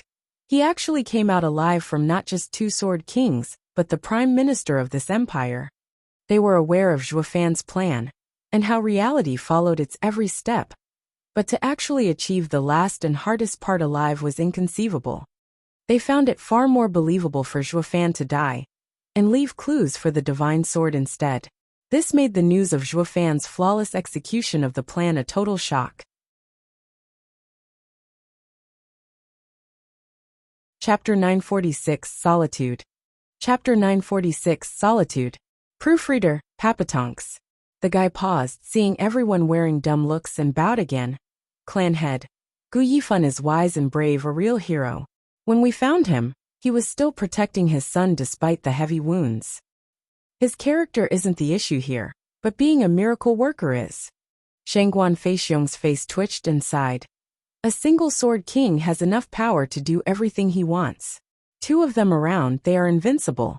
Then there's Bailey Jingwei, the wisest in the Sword Star Empire. His intellect alone could make him a sword king, if it was strength instead. Yet none of them, despite covering every aspect, could stop a radiant stage from toying with them and come out alive. Shangguan Feixiong sighed, actually relating to them. Since when could the opponent we feared so much could be controlled so easily? What's worse, can't any of the experts of our best clan in the Eastern lands match to one radiant stage kid? Ha ha ha, what an utterly ridiculous joke. The cruel irony is even more obvious from how we lost so many people with our plan, while the kid easily got the sword without losing anything, ha ha ha. Shangguan Feixiong shook his head hard, in defeat. The precious divine sword they all wanted so much all this time was now in their hands, but it felt flat dull, giving them no sense of achievement whatsoever. It was because of the circumstances of the retrieval. The soaring sword wasn't recovered through their blood and sweat, but a kid did it and sold it off to them. They not once won against Shangguan Feiyun. It was the kid all along who did everything, fighting, toying and surviving. Shangguan Feiyun was the Shangguan clan's biggest traitor, but the victory belonged to a kid's resourcefulness. None of them were better than a meager radiant kid. Clan head's desolate figure holding the divine sword killed everyone else's joy. They felt nothing from it, Not when another scored a win and just handed it over. It was a subtle contrast between taking and receiving the win that made all the effort worthwhile. By taking it yourself, you proved that you had the ability to do it, while having someone just hand it over was a humiliation. It proved the other guy was better than you, being thrown to the side by the enemy and focusing on the better adversary. Such a win felt empty to them, having no value. They believed Shengguan Feiyun's group, when they fought, did not show any regard to them, always thinking about Gu Yifan. Shengguan clan? They're nothing. Gu Yifan, a radiant stage kid, came around out of nowhere and robbed the Shengguan clan of their honor. Sure, he got the soaring sword for them, but they didn't look quite as thankful. The three venerables knew their feelings and chuckled. Feixiong, the soaring sword is back where it belongs. We now should focus on leaving the central area. Name, reputation, glory, they come and go many times in life. As a clan head, I know none of these are important before the clan's righteousness. We're lucky to have suffered a few losses this time, ending with our win. I am very happy to see this, but Shengguan Feixiong tensed and sighed. Having thought about everything that happened, I can't help but wonder if I'm fit to be the clan head. Feiyun was right, I'm beneath him in power and potential. I'm headstrong and can't see the bigger picture, unable to be proactive like Gu Yifan and Bailey Jingwei. Their convoluted and intricate plans open my eyes at how deep their schemes can go, of how detailed they are. I think that the next time we clash with Bailey Jingwei, I will cause the death of everyone. I, Shengguan Feixiong, am plain, with no outstanding quality. Will keeping this chair of mine help or lead to disaster? Ha ha ha, the clan might not grow much under my helm. I've seen Gu Yifan's handiwork, his cruelty. No law is beneath him, even detonating someone, but one can't deny the results either. Having him as a son-in-law might not be such a bad idea. Leaving him to take over from me will raise the clan to new heights. At least he's far more capable than me. The venerable looked him in the eye. Feixiong, we all knew there's a limit to what you can do, but do you know why we picked you? The choice was between me and Feiyun, but he was too conceited and erred constantly. Shengguan Feixiong frowned. The venerable chuckled. Everyone makes mistakes. You think we didn't let him take the seat because of some mishaps? We even had a long dispute back then over Shengguan Feiyun's talents. Why then? The venerable smiled. The ruler is to be wise and not rash, average and not proud. The former is for the royal succession to avoid vies for power. The latter is to avoid the biggest faults in one's character. Average people hardly achieve success, but they also represent stability. They need but find a capable official to assist, and they can thrive. As for the egotistic rulers, they think themselves above everyone, that they can do everything and won't ever take advice. They can take the clan out of trouble, yes, but one day it might lead it to disaster. That is why an emperor would always choose the average son over the proud one, if there's no one talented and having virtue. Virtue has always been the main criteria for all ancestors. Shengguan Feixiong nodded. I see. You were afraid Feiyun's arrogance would lead to the clan's demise, so you renounced him. Then what of Gu Yifan's virtue? The kid's virtue ain't bad. The venerable waved Shengguan Feixiong's question with a vague smile. Shengguan Feixiong jerked. Second venerable, you mean he has it? How come I don't see it? Ha ha ha, if you could, you'd have seen Shengguan Yulin's degenerate character. Feixiong, you can't judge a book by its cover. He may behave cruelly, but deep down he's a man of principles. Don't lump cruelty with being insidious. Insidiousness always strays you from the path, but his path stretches far and wide. The venerable smiled. He may be cruel and unscrupulous, but everything has a purpose. He was only after his goal when he clashed with us, but did nothing despicable. Think about it. Did he forego righteousness for gains? Did he go back on his words? And most importantly, he's a loving father that would do anything for his son. How bad can he be? Well, I've seen people far worse than him, looking dignified but resorting to atrocities when no one's looking. Such a kind and dark youth is worth making friends with, better than those insidious and petty ones. Shengguan Feixiong nodded after a pause. Yeah, the kid only clashed with us in our goal, but all he said and done is to my liking. He's like a demonic gentleman. Then my plan. Fei Xiong, you should just forget it. The venerable cut him off. It's not a bad idea to have him as your son-in-law. He'd also benefit the clan by having him around, but not the clan head. Why? He's far more qualified than me. Is it because of his scheming? No, his scheming is very much within reason. He's in conflict with our beliefs, as he walks the demonic path, regardless of how upright he is. The venerable said, it's just that he walks in solitude, unfit for a clan head. Solitude? He has no ties with anything but his son, let alone a clan. He can't take the helm of a clan. The venerable sighed. A clan head bears on his shoulder the fate of his people, holding within him their lives and deaths. But he is alone, without such responsibility. He is indeed capable, but not fit for a clan head. As for being like Bailey Jingwei, governing the empire, or a clan head's right hand, there's no one better. Shangguan Feixiong nodded after digesting his words. He bore too much solitude to carry the weight of a leader, a loner meant to roam the world. But a cultivator communing with the world had such a quality as well. While too many mundane affairs hindered one's comprehension of the inner workings of the world. Doesn't that mean it's us who are led astray from the straight and narrow?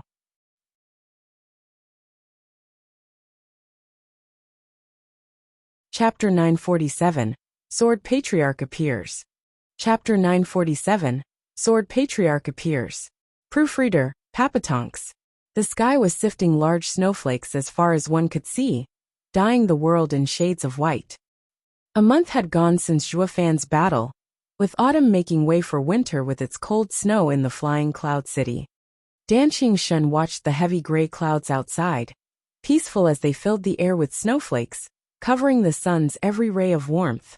Despite the gloom outside, he was sitting cozily by a lively fire in a lavish room, sipping his delectable tea with the most conspicuous smirk. Oh well, Dan, when little old me's in trouble, please look after me. Boy, I didn't do it for you. I won't make it hard on Sir's old bones. All I ask is for you to strike hard, and I shall find life in death. Ah, ha ha ha boy, where are you now, I wonder? Winter has come, and I'm sure even aiming my sword away from you still gave you no light injuries. Dragon cleaving art's power isn't something you can heal. Look after yourself in these winter days. Recalling their promise, Dan Xingshun sipped his wine, yet joy danced in his eyes. The boy has been suspicious of me till the end, going as far as sending someone to remind me in Shangguan Feiyun's hidden room. Haha, how pointless. Dragon cleaving sword king, you're in a good mood. Mind sharing with me so I could enjoy it too? I've hardly ever saw Dragon cleaving sword king smile. Ha ha ha. Rows of guards entered, bowing and making way for Bailey Jingwei in fur clothing. He made himself at home, sitting right next to Dan Xingshun with a smile. Shangguan Feiyun came next, sitting nearby, sticking one leg over the other, looking bored to death. Brother Dan, share with us this fine mood you're having. This past month, if not dull, it has been glum. Ha ha ha. Getting your paradise ruined, and the divine sword taken tends to do that. Dan Xingshun took out a jade slip. Here's my report on my domain. There were signs of the Shangguan clan around, and I have come to ask for the next course of action. What? Shangguan Feiyun snatched the jade slip and cried. Those old fools ran off to your side of the empire? But that leads to northern lands. What are they doing there? They must be taking the long way around, through northern lands. Bailey Jingwei's eyes flashed and resumed sipping tea by the fire's cozy warmth. Shangguan Feiyun followed. Prime Minister, what do we do? Nothing. Bailey Jingwei sighed. The central area is just too large, and gives the Shangguan clan too many places to hide. I had notified the 9 sword kings to look out for them in their domains. But without concrete signs to look for, they'll find nothing.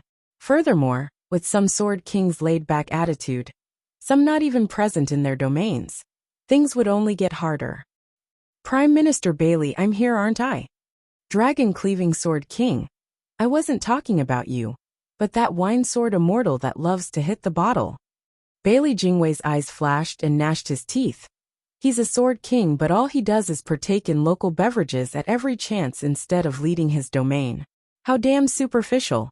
He even makes trips to other lands too, humph.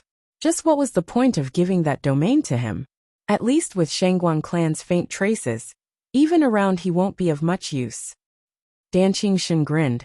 I have to say I admire that old guy, so free and casual. Brother Feiyun, he'll be back in a few days. Want to ask him out for a drink? Maybe he got back some good stuff from where he's been.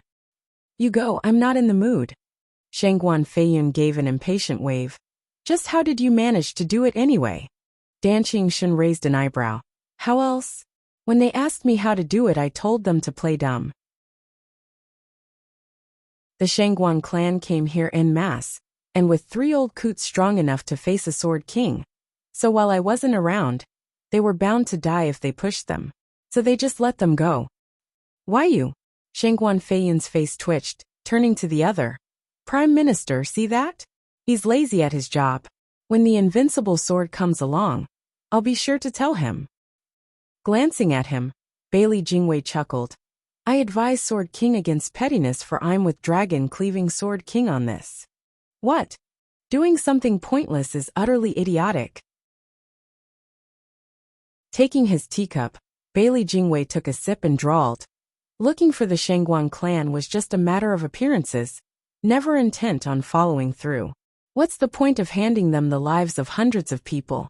We lost pure and simple. There's no shame in it. Now we need to get ready for the Patriarch's admonishment. Report. A guard barged in and presented a jade slip. Prime Minister, Imperial Capital summons you. I summon. Bailey Jingwei smiled and took the jade slip. I've been away for 3 months, and His Majesty wants me back? Ha ha ha. I hardly get any vacation time like this. There are so many places I haven't seen yet. Sigh, no rest for the wicked. Just what got the Imperial Capital so on the edge they need me to solve it. How pretentious can you be? The Empire can't go a single day without you. Shangguan Feiyun's mouth twitched and revealed a crooked smile. Prime Minister, politics sure keep you busy. Without Sir in the Empire, the sun loses its shine, ha ha ha. Bailey Jingwei caught his jab, but chose to ignore it as he read the summons with an unspeakable calm. Though minutes later he winced and cried. What? What happened? Shangguan Feiyun flinched. Bailey Jingwei said. Patriarch has come out and is calling court with the 9 Sword Kings and all officials. He wants to move in on northern lands. Invincible sword is out. Shangguan Feiyun and Dan Qingshan cried out at the same time. The world will be in turmoil soon. What do you mean? Followed by prosperity, I mean, ha ha ha. At Bailey Jingwei's long look, Shangguan Feiyun and Dan Qingshan gave a dry laugh. Bailey Jingwei shook his head. I'll ignore it this time. But please watch your words, Sword Kings. You are the revered 9 Sword Kings of the central area, the cornerstones of the Sword Star Empire. If the Empire is flourishing, so are you. If the Patriarch is powerful, so are you. Above all else, never treat Patriarch as your adversary. While I do understand the urge in practitioners to find worthy opponents to test their mettle, a house divided against itself cannot stand. Understood? The two nodded. With how little impact he had on these strong Sword Kings, Bailey Jingwei did not press the issue, shouting instead, Guard, prepare to return to the Imperial Capital. I and the Sword Kings are going to greet the Patriarch. Yes, sir. A man bowed and rushed to work. Bailey Jingwei spoke again. Also, I had you look for a reliable person from Western lands. Did you find any? Prime Minister, I have. Then send him to Western lands and keep an ear out for anything of note. Bailey Jingwei sighed. Shangguan Feiyun asked, Prime Minister, why are you sending someone to Western lands? Can a single random guy slip through the land's defenses and arrays to spy? I don't need him to find me secrets, but a man's background. Who? Gu Yifan. Bailey Jingwei's eyes flashed. Gu Yifan has been a worthy opponent. Even though he died, I still want to know everything about him to remember him by. As a manipulator, he had very few pieces in his hands. And who knew, maybe if he were but a little bit stronger, he'd have won, haha. Bailey Jingwei did not finish his thought. Who was to say who came on top when 2 equal opponents collided? Shangguan Feiyun spoke. Gu Yifan has been nothing but cunning. He came to act against my manner, so there's no way he would leave clues to his true identity. The greatest lie isn't based on just deception, but mixing lies and truths. Bailey Jingwei spoke. Gu Yifan is a clever guy, and I'm sure he didn't give me only lies, for it would have made him too suspicious. It's especially easy to be exposed when lying about local customs and products. While his name might be fake, his origin isn't. And with his smarts, there's no way he's unknown in the Western lands. So I want to find who he was, just what kind of man could hold his own against me.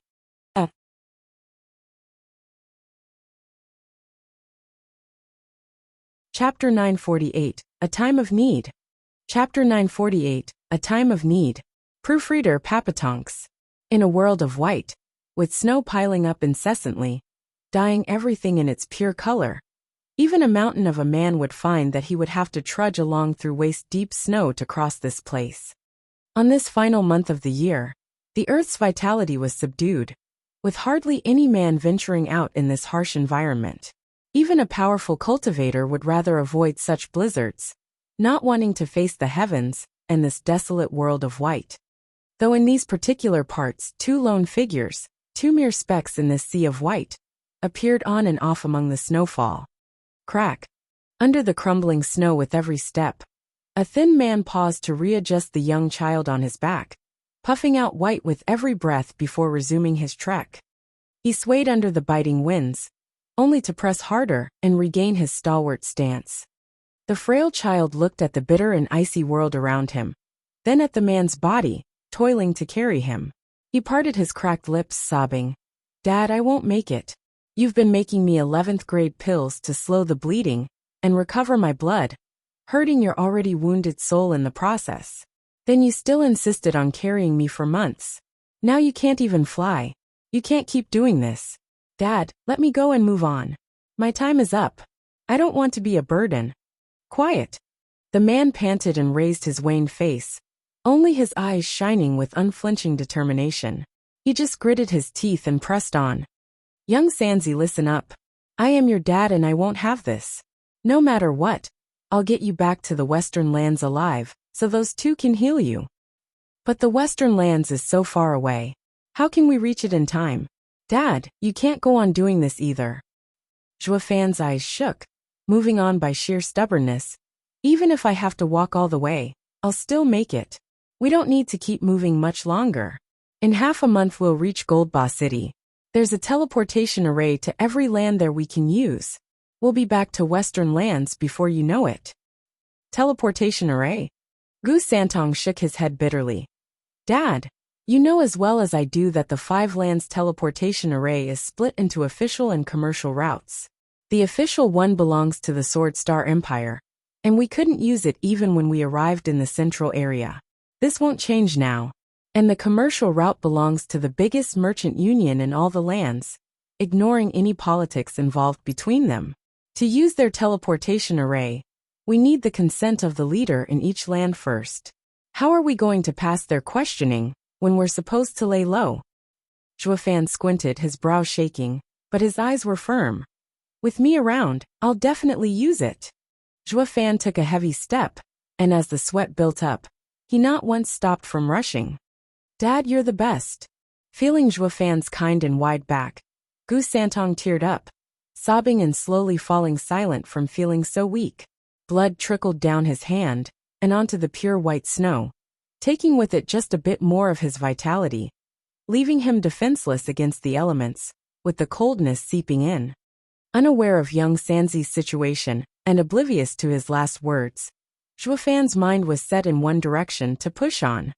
Eyes flashing, Zhuo Fan took step after step, trudging forward slowly and leaving deep marks behind.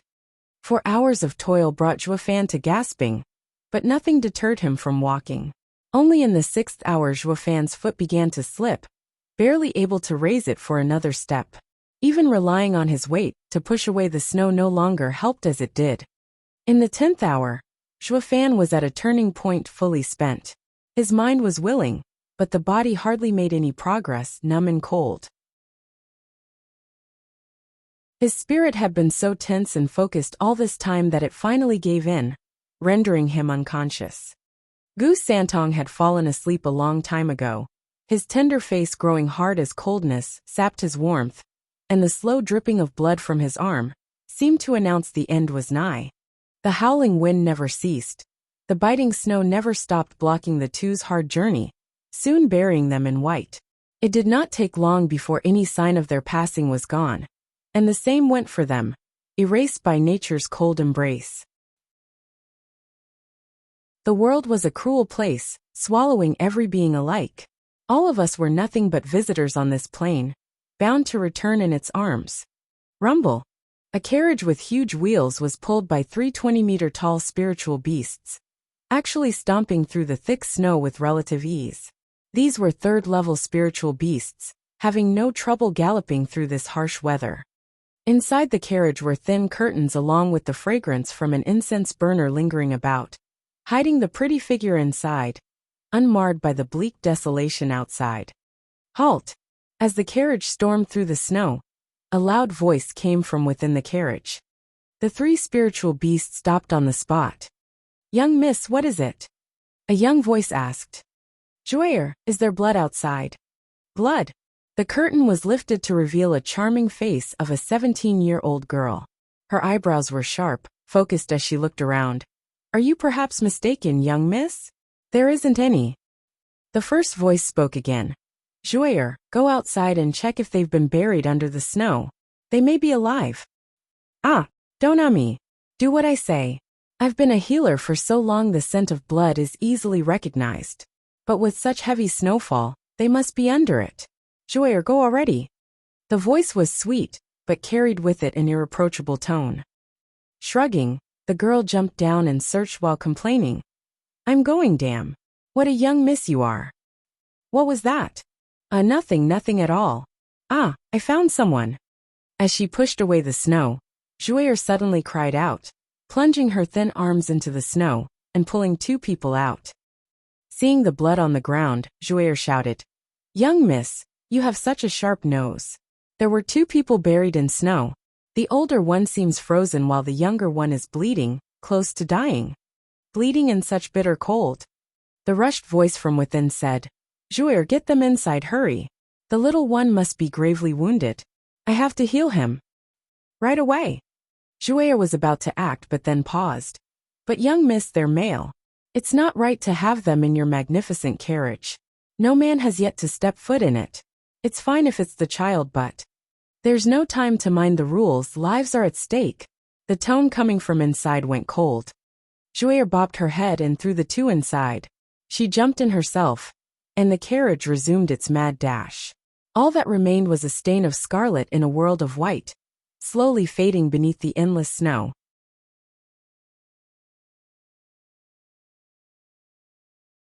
Chapter 949. Immortal Healer Morong Shui. Chapter 949. Immortal Healer Morong Shui. Proofreader Papatonks. Joyer threw the frozen father and son into the warm carriage before a thin curtain. "Young miss, here they are. Only the child's blood is dripping on the tapestry. What a shame. Nothing is more precious than life. The tapestry can just be cleaned later." A scarlet thread slipped from behind the curtain and grabbed Zhua's wrist and sent Yuan Qi through it. Joyer grumbled, "Why would you care? You're not the one washing it." "Joyer, is that another complaint I hear?" "No, nothing. Young miss is so magnanimous and kind. I could only work myself to the bone for young miss." Joyer proclaimed her undying devotion on the spot. The figure behind the curtain giggled. "Stop being so sour, girl, and try to be more serious. He only has some heavy wounds, overstraining himself and his Yuan Qi. Give him Yuan Qi pills and let him rest.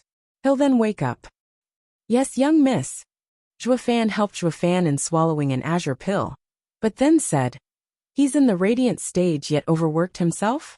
He's no beginner cultivator that can't control his strength." "It's not always about control, but giving one's every drop. It's out of their control. The child must be why he's been out in the snow." Whoosh. The scarlet thread came out from behind the curtain once more, going for young Sanzi's pale wrist this time. Her voice was laced with shock at the discovery. "This child is strange. There are 2 energies inside clashing constantly, and not letting his right hand stop bleeding. I have to stop the bleeding quickly before it's too late. Jouer, a clotting pill. Yes, young miss. Jouer sensed young miss' urgency and restrained her playful nature as she fed Gu Santong without question. The pill turned into a red stream that flowed through his body and to his wound. It never reached it, clashed into something inside, and was forced to dissipate outside. The bleeding did not stop, flowing harder now due to the violent reaction of the pill. The scarlet thread on young Sanzi's wrist shook, sending a ripple behind the curtain. The young miss cried out, "Since a 5th grade hemostatic pill doesn't work, then use the 7th grade hematoma pill. The child won't stop bleeding as long as those energies aren't settled." Yes, young miss. Jouer had never seen her young miss so distraught and fed young Sanzi the pill. The result was the same even with the hematoma pill. The force was too strong for the pill to harden, forced out without any effect. The consequence was even dire in this pill's case, causing Gu Santong to bleed even harder. All the effort Zhuo Fan spent these months, the toil he went through to make the pills and slow down young Sanzi's bleeding, were all thrown away here and now. The road to hell is paved with good intentions. Zhuo Fan would surely scream himself hoarse at this idiotic pair. Don't do anything if you don't understand it. You're killing a child. The two girls were blissfully unaware of the child's severe condition. Watching things get even worse, the girl and the young miss started to panic. The young miss started demanding frantically, and the girl fed many pills to young Sanzi.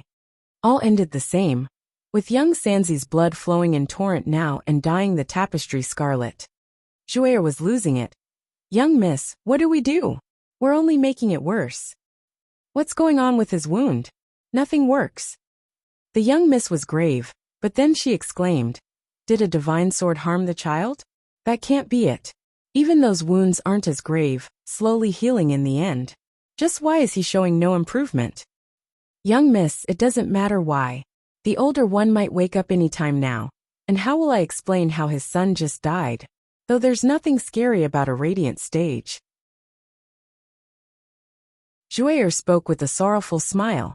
"It'll affect young Mrs. Eminent reputation. We should have just left them there." After a pregnant pause, the young miss spoke. "Saving a life is better than any fancy honor.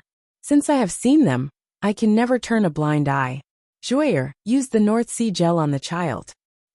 "What?" Jouer gasped. No, that's too valuable to be wasted on simple flesh wounds. We paid too high a price and worked too hard to get so little of it from the northern lands. It's meant for clan heads' use for emergencies. You can't just use it on a stranger. It's too much of a waste." The young miss was pondering this as well, but soon her firm voice came. "I, immortal healer Morong Shui, have not once have anyone die on me, and certainly no child.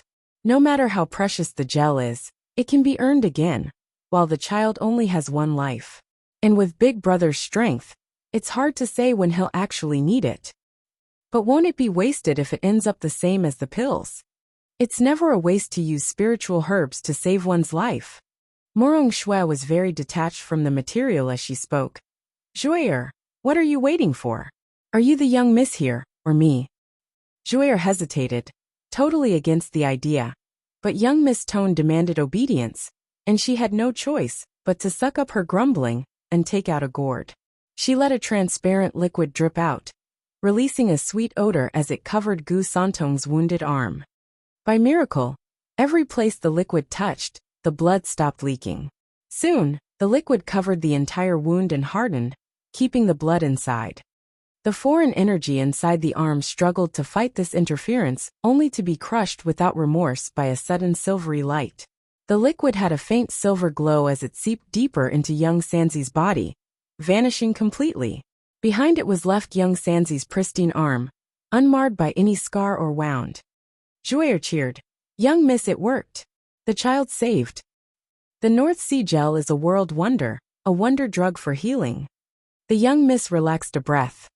The joy was short as Jouer recalled the loss of most of the gel and spoke sadly. 10 million sacred spirit stones, down the drain. Clan head is bound to flip at the news. Ha ha ha. My brother is refined and won't be angry knowing we saved a life. I hope so. Ugh, 10 million sniff.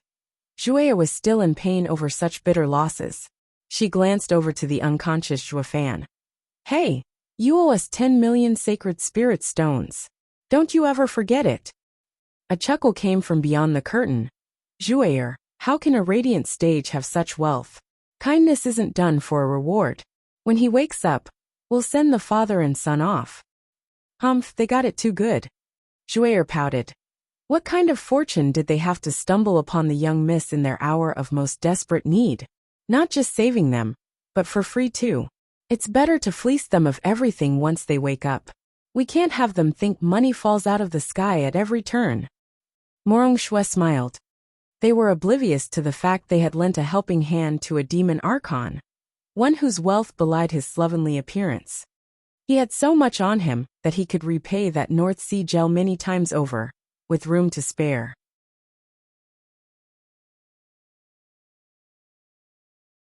Chapter 950, Filthy Rich. Chapter 950, Filthy Rich. Proofreader, Papatonks. Rumble. The huge carriage was rushing through the snowy wasteland, shaking now and then Zhuofan, who lay inside on the carpet. Maybe one bump had been too hard to ignore. Maybe his yuan qi reserves were back. All that it mattered was that he roused, his dried lips parting to speak weakly. Young Sanzi. Then he just bolted to his feet, shouting his son's name in panic. He was filled with fear and regret of what might have happened. He knew he just woke up from blacking out. But what about young Sanzi? With no one to stop his bleeding, or take him to western lands, his life would slip away with every drop of blood. Zhuofan's brow shook and clenched his fists. The regret inside him threatened to consume him whole. How could he just black out and leave his wounded son uncared for while he rested? He was so consumed in his thoughts and feelings he failed to notice the missing cold and snow. God damn it! What's with that racket? You scared me to death. Another shout came that made him flinch. Only now he took in his surroundings, the ever-moving carriage. Across from him was a cute and lovely lady of 17. She was holding an adorable boy of 8, who was looking pale and recovering. Zhuofan eased a breath and scanned the place before asking the girl, "Miss, did you save us?" "Why, you don't like it? Then give me your life back." Shooting him a look, the girl scoffed. Zhuofan grumbled at the most rude reply. Guess he got used to always having the final say, always having the last word. Finally being on the receiving end had him stuck and irate. The only reason she wasn't a bloody smear on the carriage's walls was for saving them. Thanks to the true self-art, my violent tendencies have been curbed a lot over the past 2 years. You should be lucky you met me only now, humph. Zhuofan forced down his anger, strained a smile and cupped his hands. Ha ha ha. I first want to thank you, miss, for all you've done. And may I ask what got you in such a bad mood? Do I owe you a fortune? Ha ha ha. What do you think? Zhuofan was joking but hit the lass right where it hurt, and made her more depressed and annoyed. Startled, Zhuofan was even more baffled. I've only just met her, so how could I owe her? By her extreme reaction, I must have really done something at some point. Zhuofan was perplexed, but the girl just rolled her eyes at him in despair. 10 million, oh 10 million. The two were stuck in a complete tangent from another, with neither getting the other's intentions. It was then Morengshue's soft voice came from beyond the curtain. Zhuo'er, act like a lady and not so stuck up. It's been 5 days and you still aren't over it? Holy! Someone else is in here? Zhuofan jumped, now noticing the fourth presence. The sudden rousing, and all that happened made him forget to scan the area. From her voice, he could tell that she was the boss lady, and this girl only the servant. Humph, what a pretentious maid. Zhuofan lost his early amiable air, looking coldly at Zhuo'er. I see. It's your young miss that saved the two of us, not you. Why the sour look then? You didn't do anything anyway, only using her name. Zhuofan saluted the curtain with all respect. Thank you, young miss, for saving the two of us in our time of need. You. Zhuo'er was fuming mad and whined to Morongshue. Young miss, see who you worked so hard to save. Zhuo'er, it's you who started it. Don't blame others for your problems. Take it as a lesson, and try not to do it again. Morongshue scolded her maid and spoke coldly to Zhuofan. Sir's words weren't proper either. As all life is equal, I do not need any reward for saving you. I only wish for you to be upright and do no evil, making my efforts worth it. Please don't make me regret saving a demon. Ugh. Zhuo Fan let out a dry laugh. I only just put the maid in her place, and she's calling me a demon. Then again, I'm certainly no saint, haha. Zhuo glared at him and turned the lecture on him. Hear that? Young miss wants you to be nice later on. Or we can take back your life any time we want to. Ha ha ha, being nice is all up to me. You have saved me, but don't need to worry about it. As for taking back the life you just saved, only I decide how I go down. Zhuo Fan sneered with a glint in his eyes. I Zigu Yifun never owed anyone any favors. I'll make sure to return this grand gesture at the first chance. So thank you for all the trouble these days, but now it's time to leave. May we meet again. Zhuo Fan grabbed Gu Santong's hand and stunned the two with his actions. Zhuo was stumped by the nerve of this guy, having just been saved from certain death. Then he started being all cocky-like, as if it was these two's endless glory for saving him. Morong Shui was stunned inside. Not nice at all. Zhuo Fan exclaimed, having noticed the smooth arm of Gu Santong, with not even a scar on it to show his past suffering. What's going on? Young Sanzi. Zhuo found the leverage to snap back. Young Miss, in her infinite mercy, had brought this poor child back. He is unconscious but stable. What a pity. The young one is such an innocent creature, while the elder one is so vile. Young Miss saved the wrong person. Thank you. Zhuo Fan forewent his rude attitude and thanked. I don't matter, but you've done me a great favor for saving my son.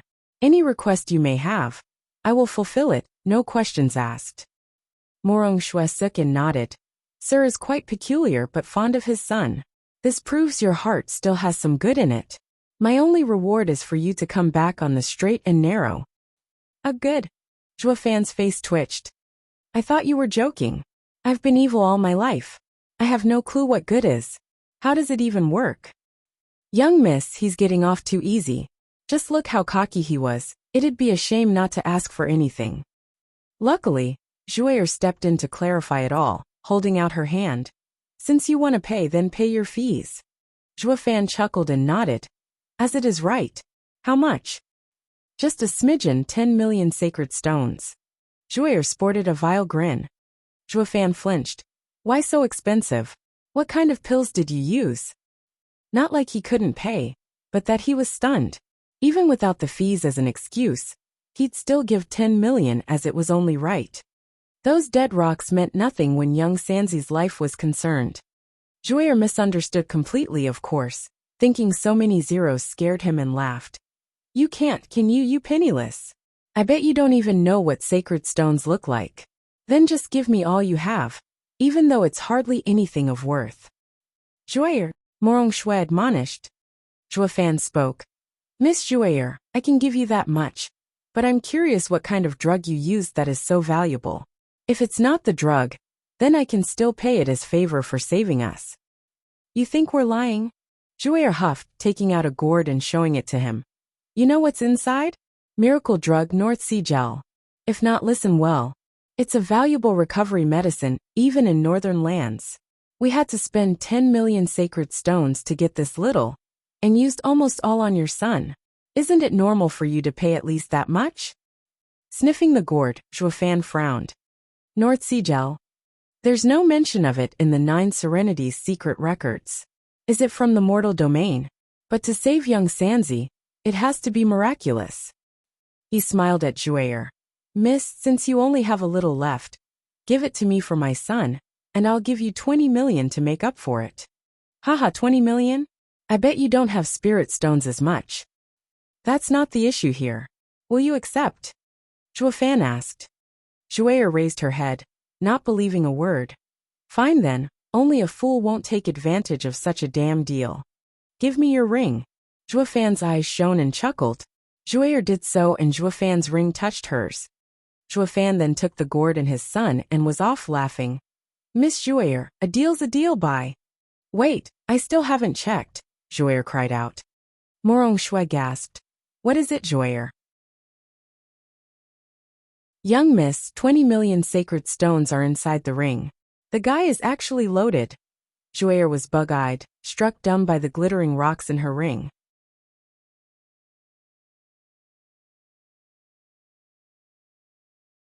Chapter 951, Greatest Merchant Union. Chapter 951, Greatest Merchant Union. Proofreader Papatonks. Goldba City, a name that implied wealth and riches, all gathered in one place. There was some truth to the saying money makes the world go round. Most of the central area was under the imperial family and the officials' control, with one exception. Goldba City, the largest merchant union in the lands, Serene Shores Trading, held its main office in this very city, where even the imperial family wouldn't get involved. Couldn't they really? Of course, it couldn't be farther than the truth. This empire held so much power that it shocked the other 4 lands, let alone a tiny trading company. It didn't matter how many ties you had across the world, or how much wealth, since with great power came greater wealth. Just how commoners didn't fight with nobles, neither did they fight with high officials. As to why a trading company controlled a city, was all due to the empire's permission. Even with the Sword Star Empire standing against the 4 other areas, it still relied on trade with them to exchange resources and local products with each other. In order to facilitate these trades, a neutral party was needed, the Serene Shores Trading in this case. The empire gave it supreme power in linking the 5 lands, so it set up relations between all of them, and played a pivotal role in any land. Millennia later, through its subdued lust for power, never stepping into any land's power struggle, it had earned the trust of every faction in the lands, opening their doors for its business. It led to a boom in revenue, growing larger and larger, becoming the main trade hub between the lands. These last few hundred years in particular showed great expansion.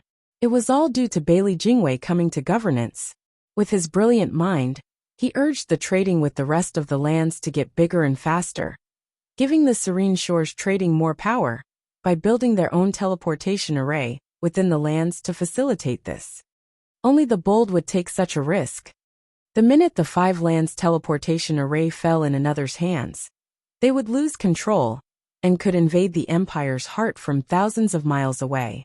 It also worked as a perfect retreat too, giving them an easy way to withdraw without losses. That was why out of the central area, no other land had a teleportation array in the hands of another, even a trader. Only the higher-ups of every land could activate a teleportation array to another land, so order could be maintained. This showed just how bold Bailey Jingwei was in giving so much power to a trading union. It wasn't done out of impulsiveness either, backed up by real power. The Sword Star Empire didn't fear other lands' spies, nor any kind of trouble they might stir here. The central area had the invincible sword, and only his defeat would crumble the central area, which was impossible since he was way stronger than anyone else. You couldn't kill him, even with human wave tactics. Adding to that, the 9 Sword Kings stationed in their domain, and the central area became a connected hell. Even the best clan in eastern lands was feeling tense spending even one more day in this place. They were so close to getting shredded too. Because of such indomitable backing, Bailey Jingwei had an even easier time with politics, displaying his talent without fear or repercussions. Be that as it may, the commercial teleportation array had its restriction. First, one had to wear the Serene Shores Trading's badge, and the other was to gain Goldba City's nominal lord's approval, Bailey Jingyu, a member of the imperial family, lest the enemy took action while they were oblivious, and taking this place for themselves. As in any system, leaks always sprouted, even with this double safety net. Maybe the people were too confident in their empire, or they just didn't care how the commercial line was used and trusting Serene Shores Trading completely, or maybe their contempt of the other lands had grown unchecked. Regardless of the reason, the second safety net, Bailey Jingyu, was so insipid and useless. He barely made for a good figurehead, always indulging himself, and not to mention he had a lousy cultivation. With the central area teeming with talent, The only reason the 3-century-old radiant stage bag of bones got this job was thanks to being part of the imperial family. I.e., he has the patriarch watching his back. It thus led to the Serene Shores trading holding the real power in the Gold Ba city. Zhuo Fan did his homework on this city, and was now standing before the grand and ostentatious gates with a weary Gu Santong on his back. Gu Santong might have had his wound healed, and some time to replenish his blood would have got him back on his feet. It just didn't happen. He was still very weak, and his energy just wouldn't recover. The countless pills Zhuo Fan gave him showed no effect either. It was like anything the child ate would be washed away without any result. Zhuo Fan did not understand this condition, nor know how to fix it, so he stuck to the old plan, in taking him back to the two monsters in western lands. They were the same type as Qilin, having been alive since antiquity, and should know what this ailment was. To make this trip as smooth as possible, Zhuo Fan chose to use this 5 lands teleportation array and get young Sanzi home. At the very least, young Sanzi's life wasn't at risk. On the bustling street filled with riders and carriages, a lone father blended with the crowd, looking all over the place as he went. Zhuo Fan's eyes shone at some point and grinned as he fixed his gaze on a lofty courtyard. Before it were 2 soul harmony experts standing guard, totally devoted to their duties like stone-cold machines. Above them was a most dazzling, flamboyant, and utter money-wasting sign he saw, with Serene Shores Trading written in big fancy, golden letters.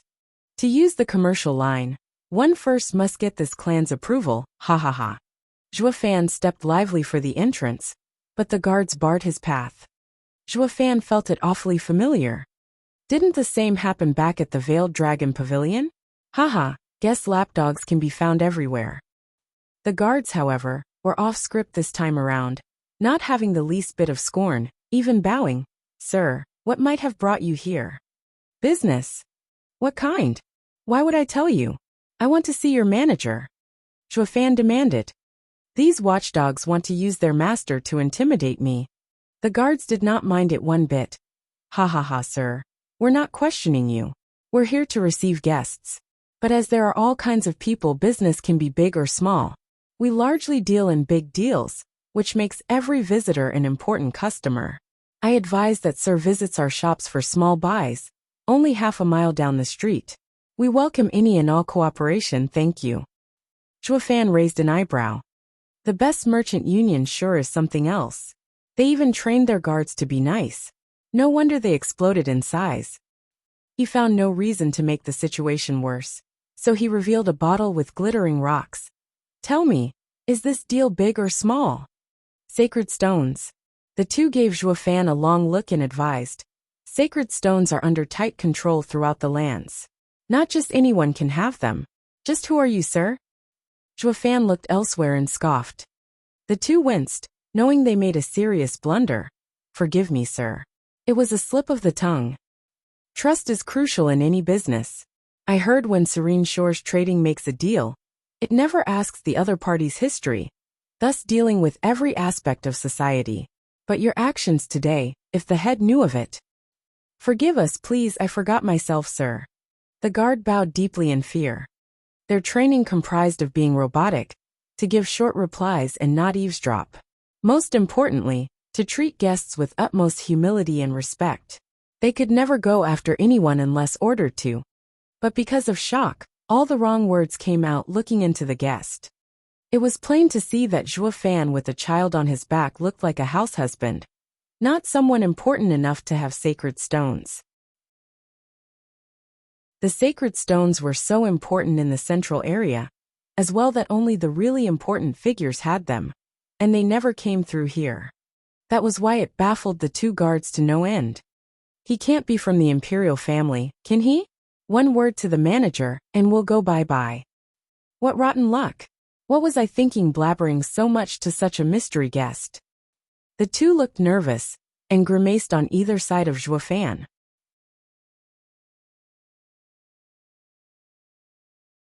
He had no intention to whip a guard dog, not when he was so nice, but he had to show off his style, to intimidate and swing the negotiations in his favor. These were guidelines Zhua Fan always adhered to when doing high-profile negotiations. A bark came out of nowhere. Who's making a ruckus at the Serene Shores trading door? That you're tuning in to the Li Mei's Wuxia Whispers YouTube channel. We're so grateful for your support. And don't forget to subscribe to join us on this incredible journey through captivating stories. Your generosity through donations truly makes a world of difference, as it's the primary source of revenue that allows me to expand and enhance this channel for you. Thank you from the bottom of my heart for being a part of this adventure.